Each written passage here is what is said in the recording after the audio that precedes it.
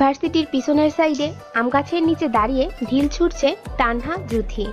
অনেকক্ষণ ঢিল ছুঁড়ার পরেও যখন একটা আমও নিচে পড়ে নাই, তখন মেঘা খেপে গিয়ে বলে, এতক্ষণ হয়ে গেছে তবুও তোরা একটা আমও পারতে পারলি না। তোদের দ্বারা কখনো কোনো কাজ হবে না, সবগুলো অকর্মা ঠিকই। আমার কপালে যত সব ফালতু ফ্রেন্ড জুটলো, আল্লাহ তুমি আমায় রহম করো। জুথি বলে ওঠে, আই মেঘা, তুই কিন্তু এখন বেশি বলতেছস। আচ্ছা যা মানলাম আমরা পারি না, কিন্তু তুই তো পারোস। তাহলে একটা আম পেড়ে দেখা, কি বলিস তানহা? তানহার দিকে তাকিয়ে শয়তানি মার্কা হাসি দিয়ে কথাটি বলল জুথি। আরে জ্যোথি, তুই কাকে কি বলতেছোস? যে ঢিল ঠিক মতো মারতে পারে না তার দ্বারা আম পারা ইম্পসিবল। আমরাই পারলাম না যেখানে সেখানে মেঘা, হাও? মেঘা একটু গম্ভীর গলায় বলল, ওই কুত্তি হারামি শয়তান বিলাই, তোদেরকে বলেছে আমি পারি না? এই মেঘা পারে না এমন কোনো কাজ নেই, বুঝলি? তুই যে এখন চাপা মারবি তা আমাদের জানা আছে। এত ঢং না করে বললেই তো পারিস যে তুইও একটা অকর্মার ঢেকি। জুথির কথায় মেঘার প্রচুর রাগ ওঠে।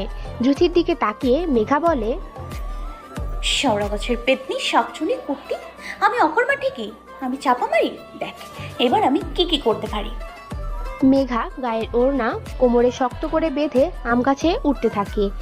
মেঘাকে এইভাবে গাছে উঠতে দেখে তানহা আর জুথি দুইজনে হা হয়ে মেঘার দিকে তাকিয়ে থাকে। মেঘা জুথি আর তানহার দিকে তাকিয়ে বলে, ওই তোরা এভাবে হা করে তাকিয়ে আছিস কেন? মুখে পোকা ঢুকে যাবে দেখিস। আর কি যেন বললি? আমি নাকি চাপা মারি? জাস্ট একটু ওয়েট কর, মেরা বেস্ট টু। আমি আমগুলো পেরে তোদের সামনে এসে আমার কথার জবাব দিচ্ছি। ওকে মাই ডিয়ার বেস্ট টু। যে মেয়েটি আম গাছে আম পাড়তেছে সে হচ্ছে অনিমা ইসলাম মেঘা। তার বাবা বেঁচে নেই। বাবার নাম রুহুল আমিন, মা পারভিনা বেগম। বাবা মায়ের একমাত্র মেয়ে হচ্ছে মেঘা। মেঘা একটু দুষ্টু আর বদরাকি টাইপের মেয়ে। জুথি আর তানহা হচ্ছে মেঘার বেস্টু। মেঘার বাড়ির পাশেই ওদের বাসা। ওরা তিন বন্ধু, একজন আরেকজনের প্রাণ। অনেক পরিচয় দেয়া হলো, এখন গল্প করা যাক। মেঘা কতগুলো আম পেড়ে তানহা ও জুথির দিকে ছুঁড়ে মারে। তানহা আর জুথি সেগুলো কুড়াতে থাকে। এদিকে মেহের ভার্সিটির উদ্দেশ্যে হাঁটতেছে। মেঘার ছুঁড়ে মারা আম একটি মেহের মাথায় গিয়ে লাগে। মেহের ব্যথায় চিৎকার করে বলে ওঠে, আহ! মেহের মাথায় হাত দিয়ে এদিক ওদিক তাকাতে থাকে। বাম দিকে তাকাতেই দেখে দুইটা মেয়ে আম গাছের নিচে দাঁড়িয়ে আম কুড়াইতেছে। এদিকে তানহা আর জুথি চিৎকারের আওয়াজ শুনে পিছনে তাকিয়ে দেখে একটা ছেলে। ব্যাপারটা বুঝে তানহা আর জুথি প্রচুর ভয় পেয়ে যায়। তানহা তড়িঘড়ি করে বলে ওঠে, মেঘা বাঁচতে চাইলে পালা, একটা ছেলে আমাদের দেখে ফেলেছে, আমরা গেলাম। এই বলে জুথি আর তানহা দৌড়ে পালিয়ে যায়। মেহের তাদের পালিয়ে যেতে দেখে ওদের পিছন নেয়। আম গাছের নিচে আসতেই একটি মেয়ের কথা শুনে দাঁড়িয়ে যায়। এই সময় মেঘা বলতেছিল, আরে তো ভয় পাইতেছোস কেন? একটা ছেলে দেখছো তো কি হয়েছে? তোদের তো জানা আছে মেঘা কি। যদি একটু তেড়ে বেড়ে করে ছেলেটা, তাহলে মেঘা তার খেলা দেখাবে। চিন্তা করিস না, একদম মেরে এক সপ্তাহের জন্য হসপিটালে শিফট করে আসবো। এখন তো বকর বকর না করে আমাকে আম পাড়তে দে। মেঘার কথা শুনে মেহের রাগে ফুসফুস করতে করতে বলে ওঠে, এই মেয়ে, তোমার এত বড় সাহস কে দিয়েছে? তুমি আমাকে বল মেরে হাসপাতালে শিফট করে আসবে এক সপ্তাহের জন্য? সাহস তো কম না তোমার। নিচে আসো, তোমার সাহসের নমুনা আমি দেখতেছি। বেয়াদব মেয়ে কোথাকার। মেঘা প্রথমে একটু ভয় পায়, কিন্তু যখন মেঘাকে বেয়াদব বলা হয় তখন মেঘাও বলে ওঠে, কোন শালা আমাকে ধমকাচ্ছে রে? বজ্জাত অসভ্য বেয়াদব শাকচুনি জামাই, পেতনি দুলাভাই কুত্তা বিলাই। উফ, আমাকে বলে আমি নাকি বেয়াদব মেয়ে। তুই জানোস কাকে বেয়াদব মেয়ে বলছিস? আজকে তোকে আমি মেরে হসপিটালে ভর্তি করিয়ে আসবো। ভালো চাস তো সরি বল তাড়াতাড়ি। এই বলে মেহেরের দিকে তাকিয়ে অনেক ভয় পায় মেঘা। মেহেরের চোখ পুরো রেগে লাল হয়ে গেছে। দেখে মনে হচ্ছে কেউ লাল রং তার চোখে ঢেলে দিছে। মেহের বলে ওঠে, এক্ষুনি নিচে নামো, না হলে ভালো হবে না কিন্তু। মেঘা মেহেরের এরকম রেগে কথা বলা দেখে অনেকটাই ভয় পেয়ে যায়। তারপর নিজেকে কন্ট্রোল করে বলে ওঠে, না হলে কি করবেন? আমার কিচ্ছু করতে পারবেন না আপনি। উল্টো নিজেকে বাঁচাতে চাইলে এখান থেকে চলে যান। মেঘার কথা শুনে মেহের রেগে ফায়ার হয়ে গেছে। রেগে কটমট করতে করতে বলে ওঠে, I don't care who are you, but you don't know who I am. So আমি এখন যা বলছি তাই করো, ওকে? কুইকলি নিচে নেমে এসো। আপনি যা বলবেন আমি তাই করব কেন? আপনি আমার বাবা, ভাই, আঙ্কেল, চাচু, খালু, মামু, বিএফ নাকি এফডি? কোনটা লাগেন যে আপনার কথা শুনবো? আমার বইয়ে গেছে আপনার কথা শুনতে। মেহের বলে ওঠে, বুঝছি, সোজা আঙুলে ঘি উঠবে না, আঙুলটা আমায় বেঁকাতেই হবে। হইছে, আপনি আঙুল সোজা করেন আর ব্যাকা করেন, আমার কিচ্ছুটি করতে পারবেন না। হঠাৎ গাছ নড়াতে মেঘা ভয় পেয়ে যায় এবং তাল সামলাতে না পেরে গাছ থেকে পড়ে যায় মেহেরের উপর। মেঘার ঠোঁট মেহেরের ঠোঁটের সাথে লেগে যায়, দুজনেই ঘোরের মধ্যে চলে যায়। এভাবে কতক্ষণ আসিল ঠিক জানা নেই মেঘার। মেঘার ঘোর কাটতেই মেহেরের উপর থেকে সরে দৌড়ে চলে যায়, কিন্তু মেহের এখানেই শুয়ে থাকে। মেহের ভাবতে থাকে, এটা কি হলো? যেখানে মেয়েরা আমায় দেখলেই ভয়ে দৌড়ে পালায়, সেখানে আজকে এই মেয়েটার সাথে লিপ কিস কীভাবে সম্ভব? কোনো মেয়ে আমার হাত ধরলেই যেখানে রাগে ফায়ার হয়ে গেছি, আজকে সেখানে একটা মেয়ের সাথে লিপ কিস? কোনো রাগ হয়নি কেন? মেহেরের ঘোর কাটতেই ভার্সিটিতে প্রবেশ করে, প্রিন্সিপাল স্যারের রুমে চলে যায়। ওইদিকে মেঘাকে এভাবে দৌড়ে আসতে দেখে তানহা আর জুথি জিজ্ঞেস করে কি হয়েছে। মেঘা মনে মনে বলে, আমি যদি ওদেরকে কিছু বলি তাহলে আমার প্রেস্টিজ পাঞ্চিওর হয়ে যাবে। ওই শালার ব্যাটার জন্য আজকে আমার ফ্রেন্ডের কাছে থেকে কথা লুকাইতে হইছে। তোকে তো আমি দেখানি, আমার লিপ কিস করা কাকে বলে? শাকচুনির জামাই কথাকার বজ্জাত বেয়াদব ইডিয়েট ননসেন্স স্টুপিড। মেঘার ভাবনার সেট পড়ে তানহার কথায়। তানহা বলে ওঠে, কিরে মেঘা, কি ভাবতেছোস? আমি তো ভাবছি ছেলেটা তোরে আজকে ইচ্ছা মতো ধুইবে। তোর ফিক্কে দেওয়া আমটা যেভাবে তার মাথায় জায়গা লাগছে, আল্লাহ, ছেলেটা কি বলছে রে? আরে ওই শালার ব্যাটার কিচ্ছু বলার সাহস আছে নাকি আমার সাথে কথা বলার? আমার বলছিল বেয়াদব মাইয়া, আমি সাথে সাথে অনেক কথা শুনিয়েছি। বেছেরা বোধহয় আর আমার সামনে আসবো না। মেঘা তানহা আর জুথিকে কিছুক্ষণ আগে ঘটে যাওয়া ঘটনার কিছুই জানায় না। কিছুক্ষণ পর জুথি বলে ওঠে, আজকে জানোস আমাদের নতুন ইংলিশ টিচার আসবে। আগেরটা তো তুই ভার্সিটি থেকে বাহির করছস, এবারও কি আগের মতো করবি? মেঘা একটু ভেবে বলে, আরে আগে দেখে যাক কেমন, যদি ভালো লাগে তাহলে আর বাহির করব না।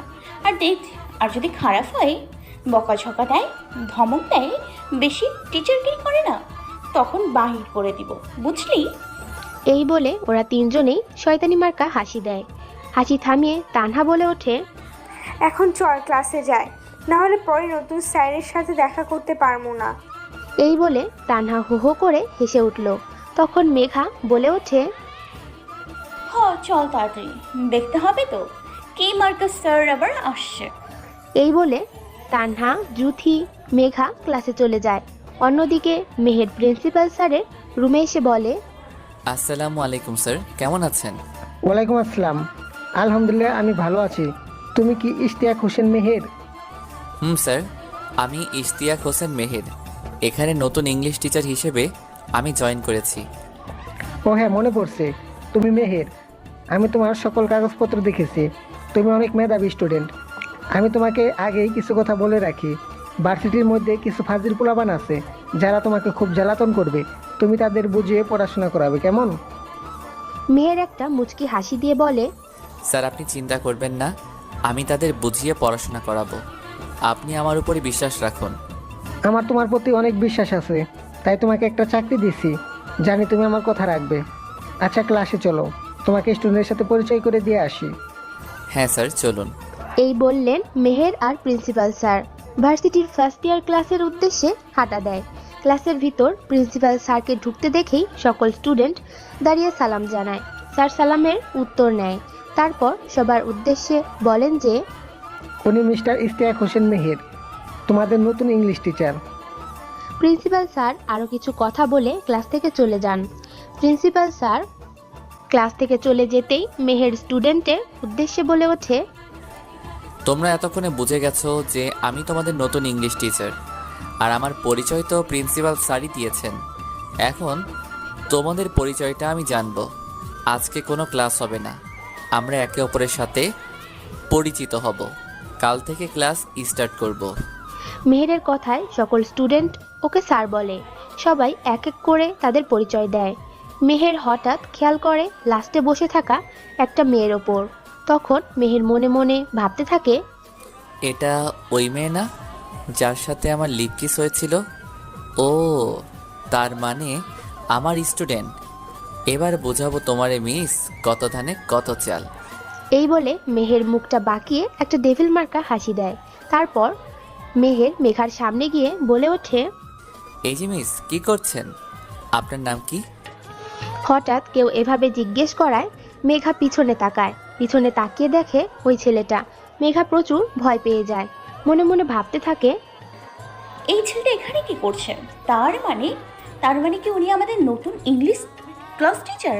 এখন যদি উনি কিছু বলে তাহলে তো আবার পুরো প্রেস্টিজ পাঞ্চার হয়ে যাবে। আল্লাহ, তুমি আমায় রহম করো। মেঘার ভাবনার ছেদ পড়ল জুথির কথায়। জুথি বলে ওঠে, ওই মেঘা, এটা না ওই ছেলেটা যার মাথায় তোর মারা আম লাগে। আরে ওরে, ওই ছেলেটাই আমাদের নতুন ইংলিশ টিচার। স্যার যদি এখন ওই ব্যাপারে পানিশমেন্ট দেয় তখন কি করবে? তুই আসলেই একটু বেশি করস। আমি কি জানতাম উনি আমাদের নতুন ক্লাস টিচার? জানলে কি আর এসব করতাম? হঠাৎ কারো ধমকে তানহা, মেঘা, জুথি সহ ক্লাসের সবাই চুপ হয়ে যায়। মেঘা তাকিয়ে দেখেন মেহের স্যার ধমকটি দিয়েছেন। মেহের বলে ওঠে, এই মেয়ে, আমি একটু আগে তোকে জিজ্ঞেস করলাম না তোর নাম কি? কি এত ভাবছিস? আমার কথা কি কানে যায় না?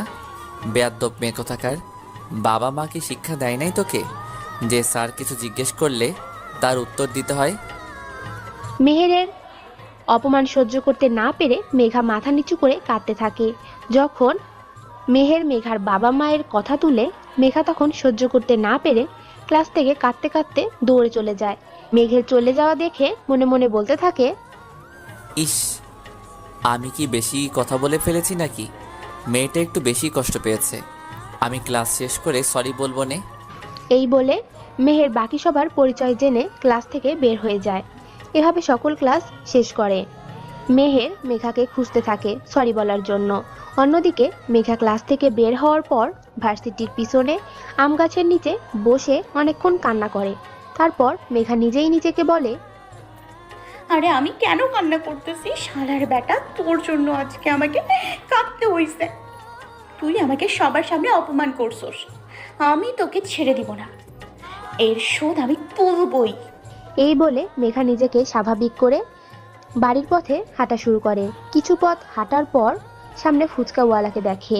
মেঘা আগে ঘটে যাওয়া সবকিছু ভুলে গিয়ে ফুচকাওয়ালাকে বলে, মামা, আমাকে এক প্লেট ফুচকা দেন, অনেক ঝাল দেবেন কিন্তু। ফুচকাওয়ালা বলে ওঠে, আচ্ছা আপা মনি, দিতাছি, একটু ওয়েট করেন, আগে ওনাদেরকে দিয়া লই। আচ্ছা ঠিক আছে মামা, আমি ওয়েট করতেছি।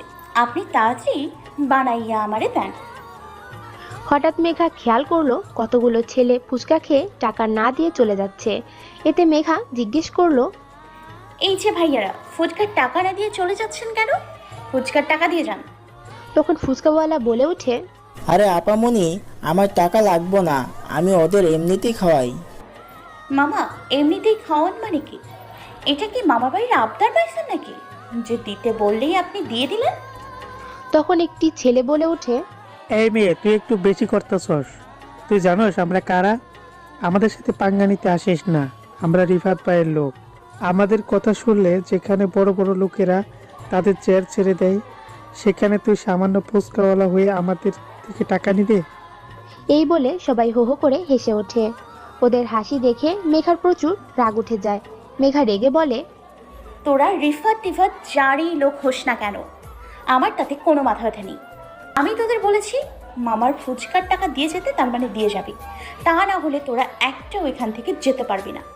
মেঘার কথা শুনে ছেলেগুলোর মধ্যে সাইম নামের একটি ছেলে বলে ওঠে, টাকা না দিলে এখান থেকে যেতে দেব না। কে আটকাবে শুনি আমাদের? তুই ভালো চাস, তুই এখান থেকে চলে যা, না হলে কালকে পত্রিকায় তোর নাম থাকবে, বলবে কাল রাস্তায় কতগুলো গুন্ডা দর্শন করলো একটি মেয়েকে। এই বলে সবগুলো ছেলে হো হো করে হাসতে লাগলো। মেঘা ওদের কথা শুনে প্রচুর রেগে যায়। রেগে গিয়ে পাশে পড়ে থাকা রড দিয়ে ইচ্ছে মতো ছেলেগুলোকে পেটায় আর বলতে থাকে, কি বলি, কালকে পত্রিকার হেডলাইনে আমার নাম থাকবে, তাই তো? আরে আমার নাম তো থাকবেই ধর্ষকদের আর অন্যায়ের বিরুদ্ধে প্রতিবাদ করার কারণে। আর তোর এত বড় সাহস হয়েছে কিভাবে আমার দিকে কোন নজরে দেখাস? ধর্ষণ করে রাস্তায় ফেলে রাখবি, তাই না? আজকে তোদের আমি মেরেই ফেলবো। তখন ছেলেগুলো মরার ভয়ে মেঘাকে হাত জোর করে বলে ওঠে, আপু প্লিজ আমাদের মারবেন না, আমরা ফুচকাওয়ালা টাকা দিয়ে দিতেছি, তবু মারবেন না। তাড়াতাড়ি ফুচকার টাকা বের কর আর সরি বল। আর কখনো কোনো মেয়ের দিকে কোনো নজরে তাকাবি না, সবাইকে সম্মান করবি বল, তাহলেই ছাড়া পাবি, না হলে তোদের আমি মেরেই ফেলবো। ছেলেগুলো বলে ওঠে, হ্যাঁ হ্যাঁ আপু, আমরা আপনার সব কথা মানব, কখনো কোনো মেয়ের দিকে কোনো নজরে তাকাবো না, সবাইকে সম্মান করব। আর এই নিন টাকা, আমাদের ক্ষমা করে দেন প্লিজ আপু। আচ্ছা যা, আজকের মতো তোদের ছেড়ে দিলাম, আর নেক্সট টাইম যাতে বেয়াদবি করতে না দেখি। আর এই নে 5,000 টাকা, ডক্টরের চেম্বারে ঔষধ কিনে নিবি। এই বলে মেঘা ছেলেগুলোর দিকে 5,000 টাকা বাড়িয়ে দেয়। ছেলেগুলো টাকা নিয়ে হাসপাতালে চলে যায়। এরপরে মেঘা ছেলেগুলো থেকে নেওয়া ফুচকার টাকা দিয়ে চলে যেতে নিলে ফুচকাওয়ালা বলে ওঠে, আপামনি আপনি অনেক সাহসী, যেখানে কেউ অন্যায় দেখলেও সামনে এগিয়ে আসে না, সেখানে আপনি আজকে সবার অবস্থা খারাপ করে দিয়েছেন। আসলে আপনি মহান, আই সেলুট ইউ। মেঘা তখন বলে ওঠে, আরে মামা, এটা আমার কর্তব্য, এর বেশি কিছুই না। আপনি শুধু শুধু আমাকে মহান বলতেছেন। বলে মেঘা চলে যায়। এতক্ষণ ধরে সবকিছুই মেহের দেখতেছিল। মেহের মনে মনে ভাবতে থাকে, আল্লাহ, এই মেয়ে কত ডেঞ্জারাস। যদি সত্যি ছেলেগুলো কিছু করে বসতো, তখন এই মেয়ের দেখছি একটু ভয় ডর নাই। কিছুক্ষণ দাঁড়িয়ে থেকে মেহের একটা রিক্সা নিয়ে বাসায় চলে যায়। বাসায় গিয়ে মেহের কলিং বেল বাজায়। কিছুক্ষণ পর মেহেরের মা জেসিয়া বেগম এসে দরজা খুলেন। তারপর জিজ্ঞেস করেন, কি রে বাবা, এত লেট হলো কেন? তুই না বললি 12টা বাজে ভার্সিটি থেকে আসবি, এখন তো 1:30টা বাজে। মেহের মনে মনে বলে, আরে আমি তো আসতামই, রাস্তায় যদি সিনেমা না দেখতাম তাহলে তো তাড়াতাড়ি আসতাম। বাবা, যেই ডেঞ্জারাস মাইয়া। মেহেরের ভাবনার ছেদ পড়ে জেসিয়া বেগমের কথায়। জেসিয়া বেগম বলেন, কি রে বাবা, কি ভাবছিস যে এত? মায়ের কথা শুনে মেহের বলে ওঠে, আমি কি ইচ্ছে করে লেট করছি নাকি? রাস্তায় একটা মাইয়া কতগুলো পোলারে পিটাইতেছিল, তাই দেখতেছিলাম। জানো কি ডেঞ্জারাস মাইয়া বাবা। ছেলের কথা শুনে জেসিয়া বেগম বলে ওঠে, কোষ কি, মায়াদার সাহস আছে বলতে হবে। ইস, মায়াদারে যদি একবার দেখতে পাইতাম স্যালুট করতাম। মায়ের এমন কথা শুনে মেহের বলে ওঠে, কি মা, তুমি কি আমাকে ভেতরে ঢুকতে দিবে না? কতক্ষণ ধরে বাহিরে দাঁড়িয়ে থাকবো? আমার খুব ক্ষুধা পাইছে। আম্মু, তুমি আমাকে খাবার দাও। আরে আমি তো ভুলেই গেছি তোকে ভিতরে আসতে। আচ্ছা যা, তুই ফ্রেশ হয়ে আয়, আমি তোর জন্য খাবার বাচ্ছি। ওকে মম, আমি তাহলে ফ্রেশ হতে গেলাম। এই বলে মেহের রুমে চলে যায়। রুমে গিয়ে কাভার্ড থেকে জামা কাপড় নিয়ে বাথরুমে চলে যায়। অন্যদিকে মেঘা বাসায় এসে মেঘার মা পারভিনা বেগমকে খুঁজতেছে। এই রুম থেকে ওই রুমে খুঁজছে, তবুও পায় নাই বলে বিরক্ত হয়ে বলল, এই আম্মুটা আবার গেল কই? আজকে তো আম্মুর কোথাও যাওয়ার কথা না। গেল তো আমায় বলেই যেত, তাহলে কোথায় আম্মু তুমি? হঠাৎ রান্নাঘর থেকে কিছু আওয়াজ শুনতে পেয়ে মেঘা রান্নাঘরে যায়। রান্নাঘরে গিয়ে দেখে পারভিনা বেগম রান্না করতেছে। মেঘা পিছন থেকে পারভিনা বেগমকে জড়িয়ে ধরে বলে, আম্মু, আমার খুব ক্ষুধা লাগছে, তুমি আমারে খাবার খেতে দাও প্লিজ, তাড়াতাড়ি। তখন পারভিনা বেগম বলে ওঠে, আমাকে ছাড় বলছি, আজকেও এত লেট করে আসছস? আজকে আবার কার কি ক্ষতি করে আসছস যে এত লেট হয়েছে? আজকে তোর খাবার নাই, আজকে তোর কোনো খাবার নাই। আমার কথা শুনিস না তো, এটাই তোর শাস্তি। মায়ের এমন কথা শুনে মেঘা কাঁদো কাঁদো গলায় বলে, আম্মু, তুমি এটা কি বললা? আমি আবার কার ক্ষতি করি? তুমি এটা বলতে পারলা? তোমার মেয়ের মতো ভদ্র আর একটা মেয়েও কি এই পৃথিবীতে আছে? তুমি জানো না আমি কতটা লক্ষ্মী। মেয়ের এমন কথা শুনে পারভিনা বেগম বলেন, তুই যদি লক্ষ্মী হতি তাহলে আমার আর একটুও চিন্তা করতে হতো না। কত বলি একটু ভালো হ, দুষ্টমি ফাজলামি একটু বন্ধ কর। আমার কথা তো একটুও শুনিস না। তুই তো জানোস তুই ছাড়া এই পৃথিবীতে আমার আর কেউ নেই। তোর যদি কিছু হয়ে যায় আমি কিভাবে থাকবো বল? তাই তো এমনভাবে কথা বলি তোর সাথে। মায়ের এমন কথা শুনে মেঘা পারভিনা বেগমকে শক্ত করে জড়িয়ে ধরে বলে, আম্মু তুমি এত চিন্তা করো কেন? তুমি জানো না তোমার মেয়ের সাথে কেউ পাঙ্গা নিয়ে পারে না। তোমাকে এত চিন্তা করতে হবে না, তোমার মেয়ের কোনো ক্ষতি কেউ করতে পারবে না।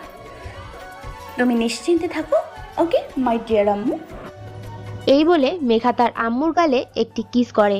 তখন পারভিনা বেগম বলেন, হয়েছে, আর ঢং করতে হবে না, এখন যা ফ্রেশ হতে, আমি তোর জন্য খাবার বাড়তেছি। ওকে মাই ডিয়ার মম, আমি গেলাম ফ্রেশ হতে। মেঘা ড্রেস বের করে টাওয়েল নিয়ে ওয়াশরুমে চলে যায়। ফ্রেশ হয়ে চুলের পানি মুছে রুম থেকে বের হয় মেঘা। ড্রয়িং রুমে এসে মেঘা বলে, আম্মু তুমি কই? তাড়াতাড়ি খাবার দাও, আমার প্রচুর ক্ষুধা পাইছে। পারভিনা বেগম নিজের রুম থেকে এসে বলেন, দাঁড়া, আমি খাবার বেড়ে তোরে খাওয়াই দিতেছি। আম্মু আম্মু তুমি তাড়াতাড়ি খাওয়াইয়া দাও, আমার অনেক খিদা পাইছে। আরে বাবা, এমন কেউ করে? এনে হাঁকর। এইভাবে পুরো খাবার শেষ করে মেঘা নিজের রুমে গিয়ে খাটের উপর শুয়ে পড়ে। অন্যদিকে মেহের দুপুরের খাবার খেয়ে নিজের রুমে যায়। রুমে গিয়ে খাটের উপর শুয়ে ঘুমানোর চেষ্টা করে, কিন্তু মেহেরের কিছুতেই ঘুম আসে না। চোখ বন্ধ করতেই মেঘার সাথে কিস করার মুহূর্তটা ভেসে ওঠে।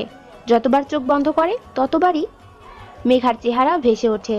তাই না ঘুমিয়ে মেহের ভাবতে থাকে, এইসব কি হচ্ছে আমার সাথে?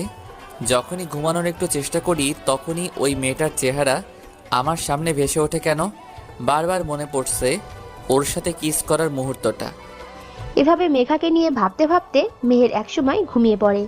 ঘুম থেকে উঠে ফ্রেশ হয়ে মেহের বাহিরে যায়। অন্যদিকে মেঘা ঘুম থেকে উঠে তানহা আর জুথির চিৎকারে। তানহা আর জুথি চিৎকার করে বলে ওঠে, মেঘা ওঠ তাড়াতাড়ি, আজকে আমরা পার্কে ঘুরতে যাব। মেঘা চিৎকারের শব্দ শুনে ভয়ে লাফ দিয়ে ওঠে। মেঘার এভাবে লাফ দিয়ে ওঠা দেখে তানহা আর জুথি হো হো করে হাসতে থাকে। ওদের এভাবে হাসতে দেখে মেঘা একটু গম্ভীর গলায় বলে, ওই কুত্তি, শেওড়া গাছের পেতনি, শাকচুনি, ভূতের বউ, জীবনের শালি, উফ, বান্দর হনুমান, তোদের তো আজকে আমি মেরে ফেলবো। আমার এত সাথের ঘুমের ব্যাঘাত ঘটাইছোস। এই বলে মেঘা তানহা আর জুথির পিছনে তাড়া করে। তানহা আর জুথি বেচারারা ভয় পেয়ে পারভিনা বেগমের পেছনে লুকায়। পারভিনা বেগম এর পিছনে লুকাতে দেখে মেঘা বলে, আম্মু তুমি সরো, শাকচুনি আর পেতনিগুলোরে আমাকে সায়স্তা করতে দাও, না হলে কিন্তু ভালো হবে না। ওরা আমার স্বাদের ঘুম নষ্ট করেছে। তুমি সরো আম্মু, সরো। পারভিনা বেগম বলেন, ওদের তুই কিছু করে দেখ, ওরা কতক্ষণ ধরে তোকে ডাকতেছে কিন্তু তুই তো উঠতেছিস না, তাই এমন করছে। এখন যা ফ্রেশ হতে। পারভিনা বেগমের ধমকে মেঘা মুখ ফুলিয়ে ফ্রেশ হতে যায়। ওয়াশরুমে ঢুকেই বলতে থাকে, আম্মু আর একটু ঘুমাই না প্লিজ আম্মু। শেওড়া গাছের পেতনি, শাকচুনি, হারামি, কুত্তি, বিলাই, লাল খবিশ, শয়তানের বউ, তোদের তো আমি পরে দেখে নিব। আমার এত স্বাদের ঘুম। মেঘা ওয়াশরুমে ঢুকেছে প্রায় 25 মিনিট হয়ে গেছে। এত সময় হওয়ার পরেও যখন মেঘা বের হচ্ছে না, তখন জুথি তানহাকে বলে, ওই তানহা, মেঘা এখনো বের হইতেছে না কেন? আজকে কি আর যাওয়া হবে না ঘুরতে? আসলেই তো এতক্ষণ হয়ে গেছে, এখনো বের হইতেছে না কেন? নাকি ওয়াশরুমে ঢুকে আবার ঘুমিয়ে পড়েছে? ওই তো আবার যেখানে সেখানে ঘুমিয়ে পড়ে। আমি আমার লাইফে এমন ঘুম পাগলি মেয়ে আর একটাও দেখি নাই। তানহার কথা শুনে জুথি খেপে গিয়ে বলে ওঠে, ওই যদি সত্যি ওয়াশরুমে ঘুমিয়ে পড়ে তাহলে আমার চেয়ে খারাপ আর কেউ হবে না। এত কষ্ট করে ঘুম থেকে উঠালাম, আবার যদি ঘুমাই তাহলে কেমনটা লাগে বল তুই? অসহ্যকর। আচ্ছা চল ওয়াশরুমের দরজা নক করে দেখি। চল। এই বলে জুথি আর তানহা মেঘার রুমে ঢুকে ওয়াশরুমে টোকা দেয়। কোনো সারা শব্দ না পেয়ে জুথি বলে, আই মেঘা, তুই এতক্ষণ ধরে ওয়াশরুমে কি করতেছস? এখনো কি তোর ফ্রেশ হওয়া হয় নাই? জুথির এমন কথা শুনে মেঘা বলে ওঠে, এইমাত্র তো ওয়াশরুমে ঢুকলাম, তোদের জ্বালায় তো ঘুমোতেই পারি না ঠিক মতো, এখন আবার কি ফ্রেশ হতে দিবি না? সবজন নির্দল কোথাকার।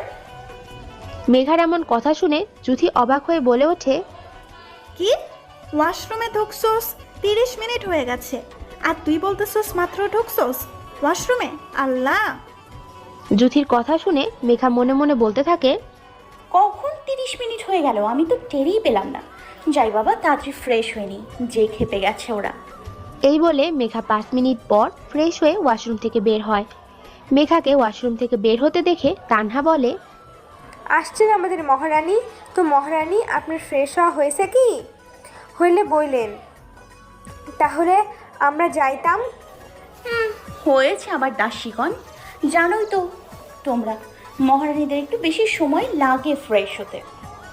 এই বলে মেঘা একটা শয়তানি মার্কা হাসি দিয়ে জুথি বলে ওঠে, হয়েছে মহারানী, এখন রেডি হয়ে আমাদের উদ্ধার করুন।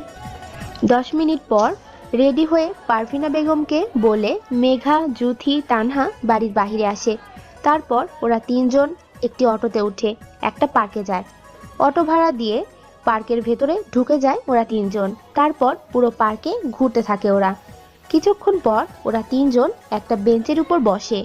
জুথি একটা কাপলদের দেখে বলে, ইস, কবে যে আমি আমার লাইফ পার্টনারের সাথে ঘুরবো, একসাথে বাদাম খাবো, গল্প করব। জুথির কথা শুনে তানহা একটু মুচকি হেসে বলে, আহারে, চিন্তা করিস না, যখন রোহান দেশে আসবে তখন তো ঘুরতে পারবি। রে, কবে যে এই রেহানটা আসবে দেশে, ভালো লাগে না কিছু।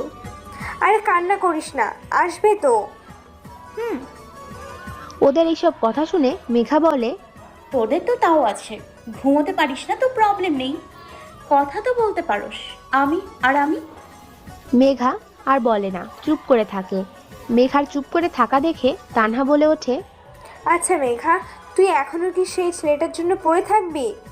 নতুন কারোর সাথে জড়াবি না? তানহার কথা শুনে মেঘা মুচকি হেসে বলে, তোরা তো জানোসই যে আমি সেই ক্লাস 6 থেকে হোসেনকে ভালোবাসি। ও তখন এসএসসি পরীক্ষার্থী ছিল। আমি বারবার বলার চেষ্টা করেছি যে আমি ওকে ভালোবাসি, কিন্তু কিছুতেই বলতে পারি না। আমি হোসেনকে ছাড়া আর কাউকে ভালোবাসতে পারবো না রে। তানহার মেঘার মুখের দিকে তাকিয়ে দেখে মেঘা মন খারাপ করে ফেলছে। তাই কথাটা ঘোরানোর জন্য তানহা বলে ওঠে, আচ্ছা, অনেকক্ষণ ধরে তো বগর বগর করতেছি, চল এখন বাদাম খাই।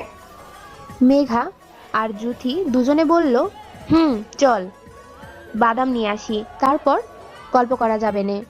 এই বলে ওরা বাদামওয়ালাকে খুঁজতে থাকে। কিছুক্ষণ পর বাদামওয়ালাকে খুঁজে পায় ওরা। তারপর বাদামওয়ালার সামনে যায় ওরা। বাদামওয়ালাকে উদ্দেশ্য করে তানহা বলে, মামা, 30 টাকার বাদাম দেন। তারপর বাদাম নিয়ে বাদামওয়ালাকে টাকা দিয়ে ওরা সামনের দিকে হাঁটতে থাকে। হঠাৎ তানহা বলে ওঠে, ওই মেঘা, ওই ছেলেটা না আমাদের নতুন ইংলিশ টিচার, মানে মেহের স্যার না? তানহা যেদিকে তাকিয়ে আছে সেদিকে মেঘা তাকিয়ে অবাক হয়ে বলে ওঠে, এটাই তো মেহের স্যার। উনি এখানে কি করতেছে রে? নিশ্চয়ই উনি ওনার জিএফের সাথে দেখা করতে এসেছেন, একটু মজা নেওয়া যাক। মেঘার এমন কথা শুনে জুথি একটু অবাক হয়ে বলে ওঠে, কিরকম মজা করবি? আরে আগে চল না, তারপরে না হয় দেখবি। এই বলে মেঘা একটা ডেভিল মার্কা হাসি দেয়। তারপর ওরা 3 জন মেহেরের সামনে গিয়ে দাঁড়ায়। মেহেরের সামনে আসতেই মেঘা বলে ওঠে, আরে স্যার, এখানে আপনি যে? ও স্যার, বুঝতে পারছি, আপনি আপনার জিএফ এর জন্য অপেক্ষা করতেছেন। আরে তোমরা যা ভাবতেছো তা না, আসলে ঘরে বসে বোরিং লাগতেছিল, তাই পার্কে আসলাম। আর আমার জিএফ নেই। স্যারের আমার কথা শুনে জুথি বলে, কি স্যার, আপনার মতো এত হ্যান্ডসাম ছেলের আবার জিএফ নাই?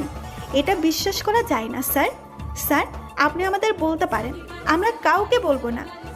আসলে সত্যি আমার জিএফ নাই, পড়াশোনার চাপ আর জব সব কিছুর মধ্যে ব্যস্ত ছিলাম, তাই এসবের মধ্যে আর যাওয়া হয় নাই। ও স্যার, আপনি তাহলে অনেক বিজি থাকেন সব সময়? হ্যাঁ, তাই একটু বিজি থাকি। আরও কিছুক্ষণ কথা বলে যে যার বাসায় চলে যায়। মেঘা বাসায় এসে পারভিনা বেগমের সাথে কিছু কথা বলে ডিনার সেরে নিজের রুমে গিয়ে ঘুমিয়ে পড়ে। পরের দিন পারভিনা বেগম মেঘাকে অনেকক্ষণ ধরে ডেকেই যাচ্ছে, কিন্তু মেঘার ওঠার নাম নাই। তখন পারভিনা বেগমের মাথায় দুষ্ট বুদ্ধি আসে। তিনি বলেন, বুঝছি, এইভাবে কোনো কাজ হবে না। তোর গায়ে এক বালতি পানি ঢাললেই তুই উঠবি। যেই ভাবা সেই কাজ। পারভিনা বেগম এক বালতি পানি মেঘার গায়ে ঢেলে দেন। আচমকা পানি গায়ে পড়ায় মেঘা লাফ দিয়ে উঠে পড়ে। মেঘা সামনের দিকে তাকিয়ে দেখে পারভিনা বেগম বালতি হাতে দাঁড়িয়ে আছেন। তখন মেঘা বলে, আম্মু তুমি এটা কি করলা? সাত সকালে তুমি আমাকে গোসল করাইয়া দিলা। এটা কিন্তু ঠিক হয় নাই আম্মু, তুমি আমায় ডাক দিলেই তো পারতা। কি? সাত সকালবেলা? এখন ঘড়ির দিকে তাকিয়ে দেখ, 8:50 বাজে। তোকে আমি সেই কখন থেকে ডাকতেছি, তুই উঠছস না, তাই এটাই করছি। মেঘা ঘড়ির দিকে তাকিয়ে দেখে সত্যি 8:50 বাজে। মেঘা তাড়াতাড়ি ফ্রেশ হয়ে নাস্তা না খেয়েই ভার্সিটিতে চলে যায়। ক্লাসে ঢুকতে 10 মিনিট লেট হয়ে যায় মেঘার। মেঘা ক্লাসের সামনে এসে বলে, স্যার আসতে পারি? মেহের দরজার সামনে তাকিয়ে দেখে মেঘা হাঁপাতে হাঁপাতে কথাটি বলে। মেহের দরজার সামনে গিয়ে বলে, ক্লাস কখন শুরু হয় মিস মেঘা? সরি স্যার, আসলে ঘুম থেকে উঠতে লেট হয়ে গেছে, তাই 10 মিনিট লেট হয়েছে। স্টপ, আমি তোমার কাছে কোনো এক্সকিউজ শুনতে চাই নাই। কান ধরে 10 বার উঠবস করো, তারপর ক্লাসে ঢুকতে পারবে। প্লিজ স্যার, আর লেট হবে না প্লিজ। আপনার সব কথা শুনবো স্যার, তবুও প্লিজ কানে ধরতে বলবেন না। হেই ইউ, আমি কি বলছি কানে যাই নাই? এখন তো শুধু ক্লাসের স্টুডেন্ট দেখবে তোমার কানে ধরা। যদি আর একটা কথা বেশি বলো না, তাহলে মাঠের মাঝখানে নিয়ে কানে ধরাবো। মেঘা মনে মনে ভাবতে থাকে, বুঝেছি, এভাবে কোনো কাজ হবে না, অন্য উপায়ে সব কিছু সামলাতে হবে। এই বলে মেঘা ডেভিল মার্কা হাসি দিয়ে মেহেরের উদ্দেশ্যে বলে ওঠে, স্যার একটা কথা শুনুন। আমার তোমার কোনো কথা শোনার ইচ্ছে নেই, তোমাকে যা বলছি তাই করো। মেঘা আবার বলে, স্যার স্যার একটা কথা শুনুন। স্যার না শুনলে কিন্তু পস্তাবেন, তাই আমি যা বলছি আগে শোনেন, তারপর আপনি যা বলবেন আমি তাই করব। মেঘা মেহেরের উত্তরের আশায় না থেকে মেহেরের কানের কাছে গিয়ে ফিসফিস করে বলে, স্যার ওই দিনের কথা মনে আছে আমার সাথে লিপ কিস করেছিলেন? তার ভিডিও কিন্তু আমার কাছে আছে। এখন আপনি ভাবতেছেন ভিডিও কিভাবে আছে, তাই না? ভার্সিটির সিসিটিভি ক্যামেরার ফুটেজ আমি চুরি করে নিজের কাছে রেখে দিয়েছি। এখন যদি এটা ভাইরাল করে দেই তাহলে আপনার পোস্টে স্পন্সর হয়ে যাবে। সো আমি যা বলছি তাই করেন স্যার। মেহের কথাগুলো শুনে কিছুটা ভয় পেয়ে যায়। তারপর নিজেকে স্বাভাবিক করে বলে ওঠে, আচ্ছা যাও, সবারই ফার্স্ট টাইম ছাড় দেওয়া উচিত, তাই তোমাকে ছেড়ে দিলাম। এরপর যদি দেখি লেট হয়েছে, তাহলে কিন্তু আর ছাড়া পাবে না। মেঘা খুশি হয়ে মনে মনে বলতে থাকে, কত বড় বলো, ভার্সিটির পেছনে তো কোনো সিসিটিভি নেই, ফুটেজ আসবে কোথা থেকে? বেচারা আমার কথা বিশ্বাস করে আমাকে ছেড়ে দিল। এইবার থেকে একটাই সুযোগ, ব্ল্যাকমেল করে নিজেকে বাঁচানোর। মেঘা মেহেরের দিকে তাকিয়ে একটা ডেভিল মার্কা হাসি দিয়ে ক্লাসের একদম শেষ বেঞ্চটিতে গিয়ে বসে পড়ে। মেঘার এমন হাবভাব দেখে মেহের মনে মনে বলতে থাকে, সত্যি কি মেয়েটার কাছে ভিডিও আছে, নাকি নিজেকে বাঁচানোর জন্য মিথ্যা কথা বলতেছে? আমার কেন জানি বিশ্বাস হচ্ছে না। আচ্ছা, একবার ভার্সিটির পিছনে গিয়ে দেখলেই সব সন্দেহ কেটে যাবে। এই বলে মেহের ক্লাস শুরু করে। ক্লাসের মধ্যে মেঘা অনেক দুষ্টামি ফাজলামি করে, কিন্তু মেহের ভিডিওটার কথা চিন্তা করেন, মেঘাকে কিছুই বলেন না। সব ক্লাস শেষ, মেহের ভার্সিটির পেছনে যাওয়ার উদ্দেশ্যে হাঁটা দেয়। হঠাৎ কিছু ছিনতাইকারী মেহেরকে বলে, আজকে দেখছি মেঘনা চাইতেই জল, যেহেতু এসেই পড়েছিস বাঁচাধন, তাহলে তোর কাছে যা যা আছে আমাদেরকে দিয়ে দে। ভাইয়া, আমার কাছে তেমন কিছুই নেই, আর অযথা ঝামেলা বাড়ান না তো, এখান থেকে চলে যান, এটাই ভালো হবে আপনাদের জন্য। এই বলে মেহের এক পা সামনে এগুতেই ছিনতাইকারীদের মধ্য থেকে একটা ছেলে বলে ওঠে, বুঝছি, শালার পুত্রে ভালোভাবে বললে বুঝবে না, পরে আমাকে স্টাইলে বুঝাইতে হইব।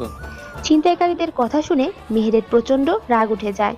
ছিনতাইকারীদের সামনে এসে রাগী কণ্ঠে বলে ওঠে, কি বললি, আবার বল। মেহেরের কথায় ছিনতাইকারীরা তাচ্ছিল্যের হাসি দিয়ে বলে ওঠে, না বললে কি করবি? ছিনতাইকারীদের কথায় মেহেরের রাগ আরো তীব্র হয়ে ওঠে।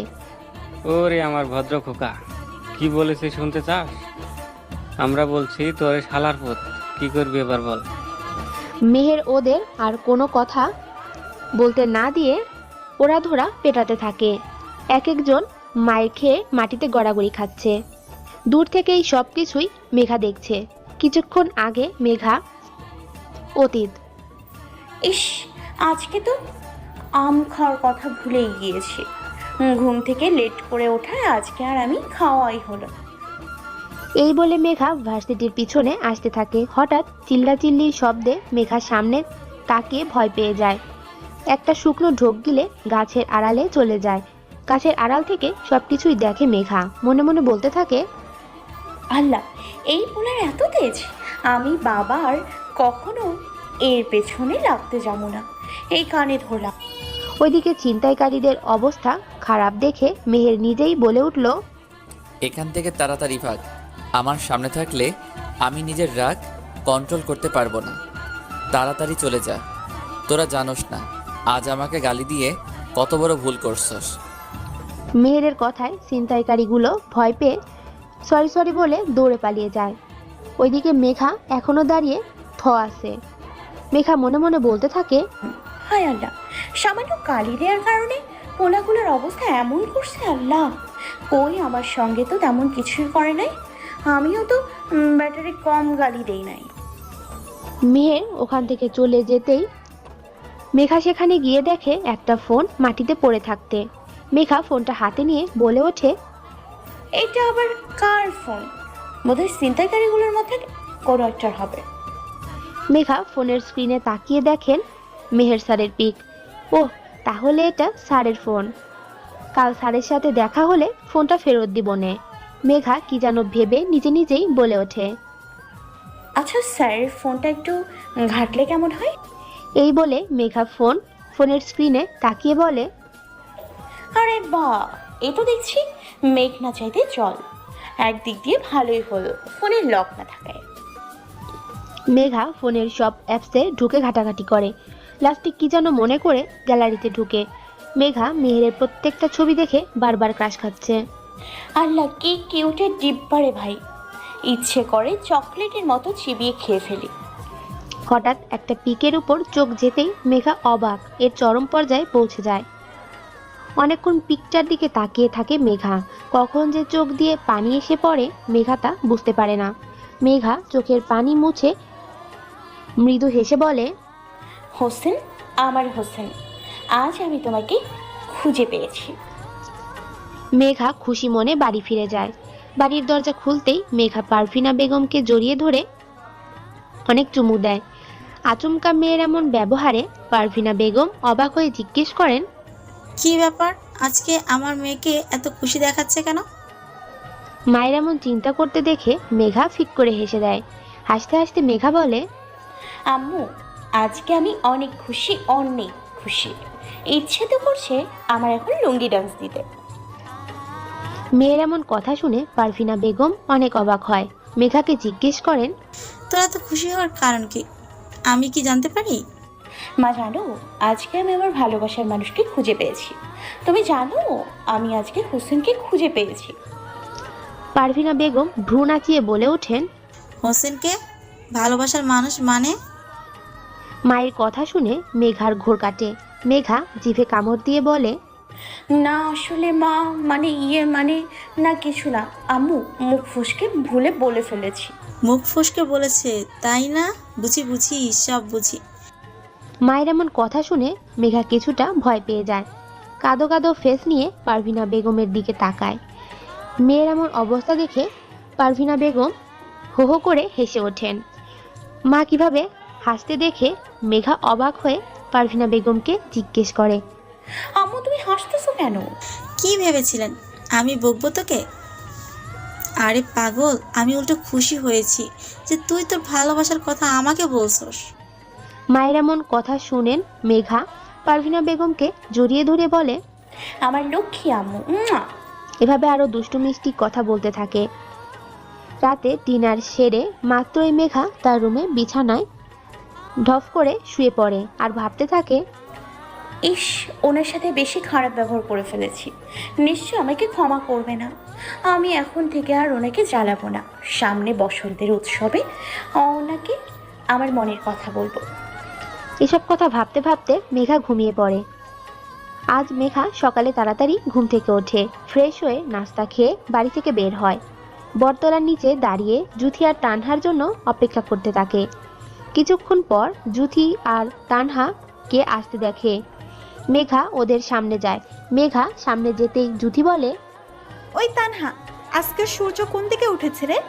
আজকে সূর্য বোধহয় পশ্চিম দিকে উঠছে। এই বলে তানহা আর জুথি দুজনেই হো হো করে হাসতে থাকে। ওদের হাসতে দেখে মেঘা চরম বিরক্ত হয়ে বলে, শুরু হয়ে গেছে তোদের ড্রামা। আল্লাহ জানে তোরা আমার ফ্রেন্ড কিভাবে হলি। আচ্ছা বাদ দে, যার জন্য তোদের এত তাড়াতাড়ি ডেকেছি। বল, কি এমন কথা যার জন্য এত সকালে দেখেছেন আপনি? তারপর মেঘা কালকের সব ঘটনা ওদের বলে। তখন জুথি বলে, এইবার তো ভাইয়াকে তক্ক, স্যারকে বল তোর মনের কথা, না হলে আবারও হারাবি ভাই। আমি আর হোসেনকে হারাতে দিব না, ওকে আমার নিজের করে নিব। আমি ভাবছি বসন্ত উৎসবের দিন হোসেনকে আমার মনের কথা বলবো। বেশি দেরি হয়ে যাবে না। আরে আমি তো আগেই বলতাম, কিন্তু স্যার তো আমাকে মোটেও পছন্দ করেন না। এই কয়েকদিনে স্যারের মন জয় করব, তারপরে বসন্তের দিন বলবো আমার মনের কথা, বুঝলি? বুঝলাম। আচ্ছা চলো এখন ভার্সিটির দিকে যাই। তারপর ওরা তিনজন ভার্সিটিতে চলে যায়। ক্লাসের লাস্ট বেঞ্চে বসে জমিয়ে আড্ডা দিচ্ছে ওরা তিনজন।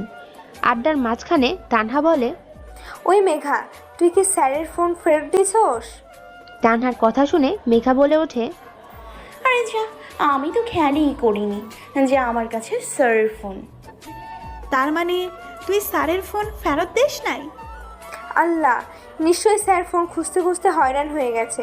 আরে আমি কি করব বল, আমি তো ওনার ছোটবেলার পিক দেখে সব ভুলে খেয়ে ফেলেছি। হ্যাঁ, তুই ভুলবি না তো কে ভুলবো? তোর তো শুধু একটা কথাই মনে থাকে, কখন খাবি। এই জুথি, এখন কিন্তু তুই বেশি বলতেছস। আমি কি আর ইচ্ছে করে বলছি বল? ওদের এমন ঝগড়া দেখে তানহা বিরক্ত হয়ে বলল, ওই থাম তোরা, তোদের কোনো তর্ক প্রতিযোগিতায় নেওয়া হলে নিশ্চিত প্রথমতি। তানহার কথা শুনে মেঘা আর জুথি রেগে চোখ গরম করে তানহার দিকে তাকায়। মেঘা আর জুথি কিছু বলার আগেই তানহা আবার বলে, এখন কি ঝগড়া করবি? এটুকু মনে রাখ, স্যারের ফোন আমাদের কাছে, যদি স্যার রেগে যান। তানহার কথা শুনে মেঘা আর জুথি কিছুটা ভয় পেয়ে যায়। প্রায় 5 মিনিট পর নীরবতা ভেঙে মেঘা বলে, আচ্ছা, আমার মাথায় অনেক সুন্দর আইডিয়া আসছে। কি আইডিয়া? দেখ, আমি যদি স্যারকে ফোন দিই তাহলে স্যার অনেক কিছু জিজ্ঞেস করবে আর অনেক অপমানও করবে। তোরা তো জানোস, আমাকে কেউ অপমান করলে আমি তা একদম সহ্য করতে পারি না। আমিও অপমানের জবাব দিই। আমি চাই না স্যারের কাছে আরও খারাপ হই। তাই বলছি কি জুথি, তুই ফোনটা স্যারকে ফেরত দিবি। কি? আমি? তুই দিবি। আমি জানি তুই পারবি, তাই তোকে কাজটা করতে হবে, বুঝলি? বুঝছি, আমাকেই দিতে হবে। কিন্তু স্যারকে ফোন দেওয়ার সময় স্যার যদি জিজ্ঞেস করে আমি ফোন কোথায় পাইছি, তখন কি বলবো আমি? তোর মাথায় আসলে কোনো বুদ্ধি নেই। যে কোনো একটা কাহিনী বানিয়ে দিবি, প্রবলেম সলভ, বুঝলি? আমি কি কাহিনী বানিয়ে বলবো? যদি ধরা খাই তখন? হায় আল্লাহ, একটা কাহিনী বানিয়ে বলতে পারে না যে সে আবার ইউনিভার্সিটিতে পড়ে। ওই, তোকে কে বলছে আমি কাহিনী বানিয়ে বলতে পারি না? আমি তো স্যারকে দেখলেই ভয় পাই। ভয়ের চোটে যদি ঠিকঠাক মতো বানিয়ে বলতে না পারি তখন? আচ্ছা মেরে মা, থাক, আপনাকে আর কাহিনী বানিয়ে বলতে হবে না। আমি যেভাবে বলবো সেভাবে স্যারকে বলবি, তাহলেই কোনো সমস্যা হবে না। আচ্ছা বল, কি বলবো আমি স্যারকে? স্যার যদি জিজ্ঞেস করে ফোন কোথায় পাইছো, তখন বলবি ইউনিভার্সিটির পেছনে আম গাছের নিচে পাইছে। তারপর আবার যদি জিজ্ঞেস করে ওখানে গেছো কেন, তখন তুই বলবি আম খেতে গিয়েছিলাম। এবার বুঝছোস কি কাহিনী বলবি? বুঝেছি। ওরা তিনজন এইভাবে আড্ডা দিতে থাকে। কিছুক্ষণ পর ক্লাস শুরু হয়। মেহের গ্রামারের কিছু টপিকস বোঝাচ্ছে আর যার যেখানে সমস্যা তা সলভ করে দিচ্ছে। মেহের যখন প্রথম বেঞ্চে টপিকস বোঝাচ্ছিল তখন মেঘা জুথিকে ফিসফিস করে বলে, জুথি তুই স্যারকে টপিকস না বোঝার ভান করে এখানে রাখ, তারপর স্যারের ফোন ফেরত দিয়ে দে। এখন দেব? ছুটির সময় দেই? আরে এখন দে, স্যারকে ছুটির সময় না পাইলে? জুথি কিছু বলার আগেই কারো ধমকে মেঘা আর জুথি কিছুটা ভয় পেয়ে যায়। সামনে তাকিয়ে দেখে মেহের ওদের ধমক দিয়েছে। কেন ধমক দিয়েছে বুঝতে পারছেন না তো? চলুন অতীতে। মেহের প্রথম বেঞ্চে পড়া বোঝালেও মেহেরের ধ্যান ছিল মেঘার ওপর। অনেকক্ষণ ধরে ফিস ফিস করে কথা বলতে দেখে মেহেরের রাগ উঠে যায়। মেহের মনে করে ক্লাসে স্যার থাকা অবস্থায় যদি কেউ অপ্রয়োজনীয় কথা বলে তাহলে স্যারকে অপমান করা হয়, তাই মেহের জোরে ধমক দেয়। বর্তমান। এই স্টুপিড মেয়ে, তোমার কোনো কমন সেন্স নাই? এটা ক্লাস নাকি কথা বলার জায়গা? সবসময় লাস্ট বেঞ্চে বসো কি কথা বলার জন্য? এখন যদি বলি এতক্ষণ ধরে আমি যা বোঝাইছি তা বলতে, তখন কি করবে? জানি কিছুই বলতে পারবে না। আমি বুঝি না এইসব মেডেল ক্লাস কিভাবে এই ভার্সিটিতে চান্স পায়। নিশ্চয়ই ঘুষ দিয়ে ঢুকছে। আরও কি জানি করো, স্যারদেরকে তারাও। তোমাদের মতো মেডেল ক্লাসের মেয়েদের দ্বারা এইসবই মানায়। বেয়াদব মেয়ে কোথাকার।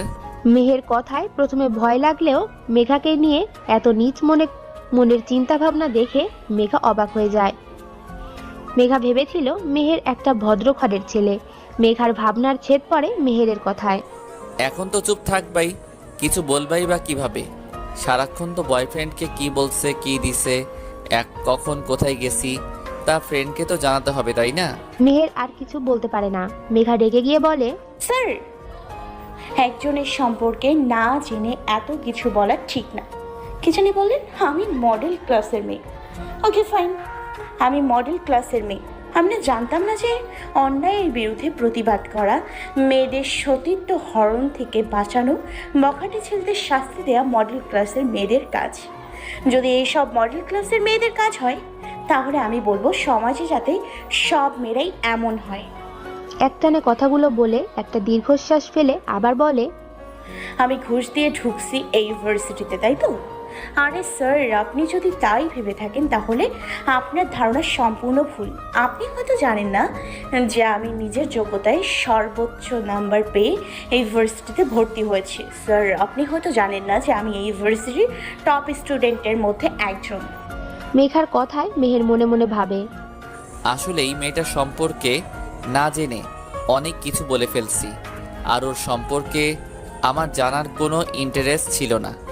আমি শুধু জানতাম এই ক্লাসে একজন মেধাবী স্টুডেন্ট আছে, কিন্তু সেটা যে মেঘা হবে তা আমি ভাবিনি। মেহের আর কিছু ভাবতে পারল না। মেহেরের ভাবনায় ছেদ পড়ে মেঘার কথায়। মেঘা আবারও বলতে শুরু করে, আমি স্যারদের তাড়াই। ইয়েস স্যার, আমি স্যারদের তাড়াই, কিন্তু ক্লাসের একটা স্টুডেন্টও বলতে পারবে না যে আমি অকারণে স্যারদের তাড়িয়েছি। স্যার, আমি আপনাকে কি বলতেছি, আপনি নিজেই তো থালার এক পিঠ দেখে বিবেচনা করেন। আসলে স্যার, আমি যত স্যার তাড়িয়েছি তাদের মধ্যে কেউ ছিল নারী লালসা, কেউ ছিল পড়া বোঝাতে পারতো না, কেউ ছিল খালি মেয়েদের শরীরে হাত দিত, তাই তাদের উচিত শিক্ষা দিয়ে তাড়িয়ে দিয়েছে। মেঘার কথায় মেহেরের নিজের ওপর ঘৃণা হতে থাকে। মেঘা আবারও বলতে শুরু করে, আমি ক্লাসের লাস্ট বেঞ্চে বসে বয়ফ্রেন্ড নিয়ে কথা বলি। স্যার, আমি ভাবতেও পারিনি আপনার মন মানসিকতা এতটা নিচ।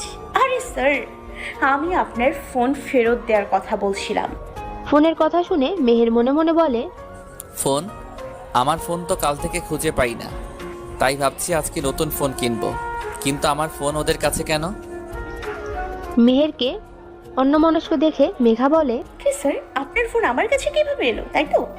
আরে স্যার, কাল যখন আপনি ছিনতাইকারীদের মারতেছিলেন তখন ওখানে আপনার ফোন পড়ে যায়। আমি ফোনটা ফেরত দিতে পারতাম, কিন্তু আমার কাছে ফোন দেখলে আপনি নিশ্চয়ই আমাকে অনেক কিছু জিজ্ঞেস করতেন আর অনেক অপমান করতেন, তাই জুথিকে ফোন দিতে বলি। আর কি ভাবছেন? হ্যাঁ, আসলে ভুল আমারই। সেই প্রথম থেকেই আপনি আমাকে খারাপ হিসেবে চিনে এসেছেন। সরি স্যার, ক্লাসে বেয়াদবি করার জন্য দুঃখিত। মেঘা এই বলে কাঁদতে কাঁদতে দৌড়ে চলে যায় ক্লাস থেকে। মেঘার যাওয়ার দিকে মেহের তাকিয়ে থাকে। মেঘার এমন অবস্থা দেখে জুথি আর চুপ থাকে না। জুথি বলে, হোসেন ভাইয়া থুকু স্যার, এই নিন আপনার ফোন। এই ফোনের জন্য মেঘা পৃথিবীর সবচেয়ে সুখী মানুষ ছিল, আবার এই ফোনের জন্য মেঘা পৃথিবীর সবচেয়ে অসুখী। আর স্যার, আমি প্রথমে আপনাকে হোসেন ভাইয়া বললাম কেন জানেন? কেন? জুথি বলতে যাবে তখন তানহা জুথিকে চুপ থাকতে বলে, কিন্তু জুথি তানহাকে উদ্দেশ্য করে বলে, তানহা, তুই আজ আমাকে আর বাধা দিস না। যে মেয়েটি সেই ক্লাস 6 থেকে ভালোবেসে আসছে হোসেন ভাইয়াকে, আজ আমাকে সব বলতে দে। জুথির কথা মেহেরের মাথার উপর দিয়ে যাচ্ছে। মেহের জুথিকে জিজ্ঞেস করে, আমাকে ভালোবাসে, তাও ক্লাস 6 থেকে? মানে বুঝলাম না। মানে হচ্ছে স্যার এইটা। জুথি মেহেরের ফোনের গ্যালারিতে ঢুকে মেহেরের ছোটবেলার পিক দেখায়। মেহের নিজের ছোটবেলার পিক দেখে বলে, এটা তো আমার ছোটবেলার পিক। এটা মানে কি? আমাকে ক্লিয়ারলি সব বলো। এই পিক মানে হচ্ছে স্যার, আপনি যখন এসএসসি ক্যান্ডিডেট ছিলেন সেই তখন থেকে মেঘা আপনাকে ভালোবাসে। মেঘা তখন ক্লাস 6-এ পড়ে। অতীত, আমি মেঘা আর তানহা ছিলাম সেই ছোট্টবেলার ফ্রেন্ড। আমরা তখন 6-এ পড়ি, কিন্তু আমাদের চিন্তা ভাবনা ছিল 10ম শ্রেণীর ছাত্রীদের মতো। ক্লাসের সবচেয়ে ফাজিল পোলাপান ছিলাম আমরা। পড়াশোনায় তেমন ভালো ছিলাম না, এই কোনো মতে পাশ করতে পারলেই চলে। একদিন আমরা 3 জন স্কুল শেষে হাঁটতেছি আর গল্প করতেছি। গল্পটা এমন যে, আচ্ছা তানহা প্রেম করে কি মজা পাওয়া যায় রে?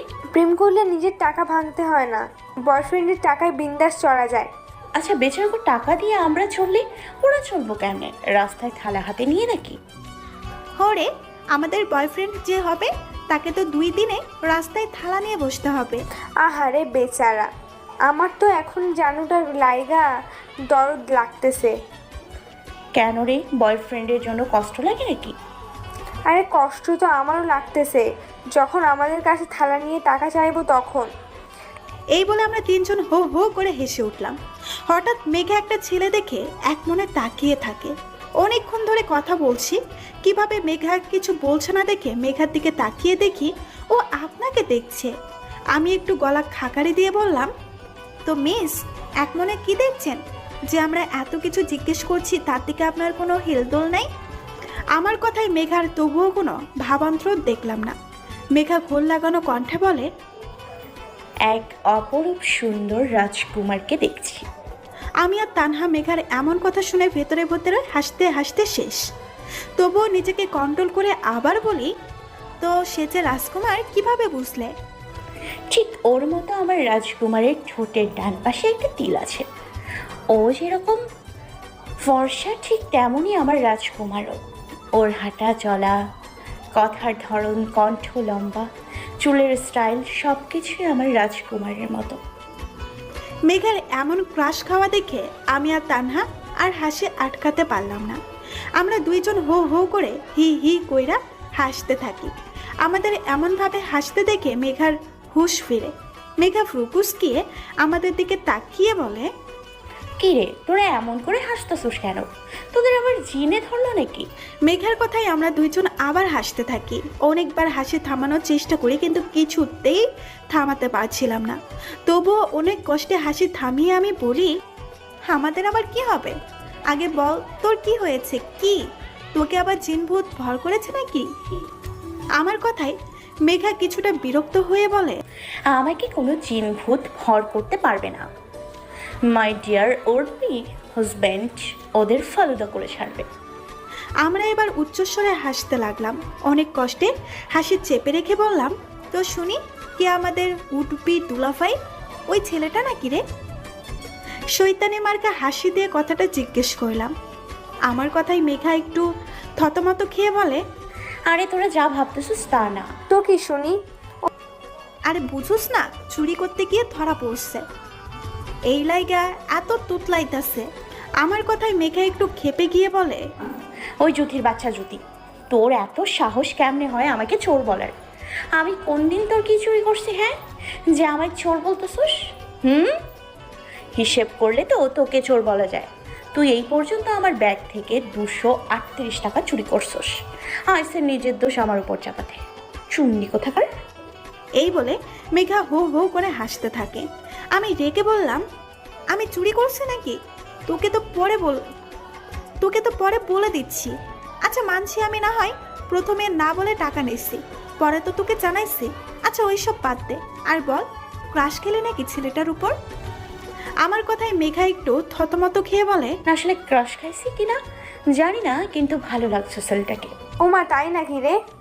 তুই আবার কবে থেকে ক্রাশ খাস রে? আমি তো জানতামই না। বুঝুস না, তলে তলে টেম্পো চালাই। এই বলে আমরা হো হো করে হাসতে থাকি। বেচারা মেঘা থতমত খেয়ে বলে, তোরা কি শুরু করছিস এখন? আজকে কি বাসায় যাবি না, নাকি ভুটকির মতো নাত কেলিয়ে হাসতে থাকবি? আরে কি করব বল, আজ এত সুন্দর ফিল্ম দেখবো জানতাম নাকি? জানলে তো আমি পপকর্ন, জুস আরও কিছু সাথে আনতাম রে। আমার কপাল চাই খারাপ, না খেয়ে ফিল্ম দেখছি। আরে তানহা বেবি, চিন্তা করিস না, এখন থেকে রোজ ফিল্ম দেখব, তখন তুই আবার খেতে খেতে ফিল্ম দেখতে পারবি। তাই নাকি রে দোস্ত? আমি তো খুব এক্সাইটেড। ওফ, কখন আবার যে ফিল্ম দেখার সুযোগ পাবো, আমার তো আর সহ্য হচ্ছে না রে। আরে তানহা বেবি কুল কুল, তুই তাড়াতাড়ি আসতে পারিস সিন। আমি আর কিছু বলতে পারি নাই, তার আগেই মেঘা বলে, ওই শাকচুনি, মেকআপের দোকান তোরা থাক, তোদের সিন নিয়ে আমি গেলাম। সত্যি যখন মেঘা চলে যাচ্ছিল তখন আমরাও ওই দিন বাসায় চলে যাই। এইভাবেই কেটে যায় কয়েকটা দিন। এই কয়েকদিন মেঘা ক্লাস শেষ করে তাড়াতাড়ি দৌড় দিত স্কুলের পেছনের রাস্তায়, যাতে একবার হলেও দেখতে পারে তোমাকে। তোমার প্রতি এতটাই আসক্ত হয়ে পড়ে যে একদিন না দেখতে পারলে সারাক্ষণ কান্না করতো, খাবার খেত না, ঘুমাতো না, এমনকি নিজের যত্নও নিত না। ওর মতো পাগলামে দেখে আমি তানহাকে বলি, দেখ তানহা, এভাবে চলতে থাকলে মেঘা শেষ হয়ে যাবে। আমি ওর এমন অবস্থা আর সহ্য করতে পারবো না রে। তো কি করব বল, ও তো নিজ থেকে কখনো মেহের ভাইয়াকে কিছু বলবে? তুই তো জানিস মেয়েদের বুক ফাটে তবু মুখ ফোটে না। দে, কিন্তু আমি তো আর সহ্য করতে পারছি না ওর এমন অবস্থা দেখতে। কি করবি বল, সামনে মেহের ভাইয়ার বোর্ডে পরীক্ষা, এমন সময় কিছু বলা কি ঠিক হবে রে? আরে ধুর, বোর্ড পরীক্ষা তো কি হয়েছে? উনি কি একা বোর্ড পরীক্ষা দেবেন নাকি? কই, ওনাকে তো প্রেমও করে আবার পড়াশোনাও করে, তাদের তো কোনো সমস্যা হয় না। মেহের ভাইয়া সব ছেলেদের মতো না যে প্রেম আর পড়াশোনা একসাথে করবে। হয়েছে, তোকে আর মেহের ভাইয়ার গুণগান গাইতে হবে না। আমি এই কয়েকদিন ধরে কনফিউজড, তুই মেঘার ফ্রেন্ড নাকি শত্রু। জ্যোতি, নিজেকে কন্ট্রোল করে বললাম। আচ্ছা বল, কি করবি তুই এখন? আমি ভাবছি মেঘা যেহেতু কিছু বলতে পারবে না, সেহেতু মেঘার হয়ে আমি মেঘের ভাইয়াকে বলবো। কি? Are you sure Jyoti? Yeah, I am sure. এত বড় সিদ্ধান্ত নেওয়ার আগে আমার মনে হয় মেঘাকে জানানো দরকার। আমি প্রথমে ভাবছিলাম মেঘাকে বলবো না, সারপ্রাইজ দেব, কিন্তু তুই যখন বলতেছস তাহলে মেঘাকে জিজ্ঞেস করব। চল মেঘাকে জিজ্ঞাসা করি। ওকে চল। এই বলে আমি আর তানহা দুজনেই একসাথে মেঘার কাছে যাই। মেঘার কাছে গিয়ে বলি, কিরে মেঘা, কি করস? কিছু না। ও, এই টাইমে আমার বাসায় যে তোরা? না এমনিতেই। কেন আসতে পারি না? আমি কি একবার বলেছি আসতে পারবি না? আমি তো ভাবছি কিছু বলবি তাই বললাম। ও আচ্ছা বল, কিসের জন্য এই বিকেলে আমার বাসায় আসা? তোরা তো আবার কারণ ছাড়া আমার বাসায় আসিস না। ঠিকই বলছোস, কারণ আছে বলেই আসছি। ও, তো বল কি কারণে আসলি? আগে বল, আমার পুরো কথা শেষ না হওয়া পর্যন্ত তুই কোনো কথা বলবি না। কি এমন কথা বলবি যে তোর কথা শেষ হওয়া পর্যন্ত আমায় অপেক্ষা করতে হবে? যেই কথা হোক তুই বল, আমার কথা শেষ না হওয়া পর্যন্ত কোনো কথা বলবি না। আচ্ছা মেরি মা, আপনার কথা শেষ হওয়া পর্যন্ত আমি কোনো কথা বলবো না। আমি একটা দীর্ঘশ্বাস ফেলে বলতে শুরু করি, মেঘা, তোর এমন অবস্থা আমি আর দেখতে পাচ্ছি না। আমি চাই তুই আমার আগের মেঘার মতো হয়ে যা, যেই মেঘা সবসময় হাসি খুশি ফাজলামি দুষ্টুমি করে। আমি তোকে এমন গম্ভীর দেখতে পারবো না।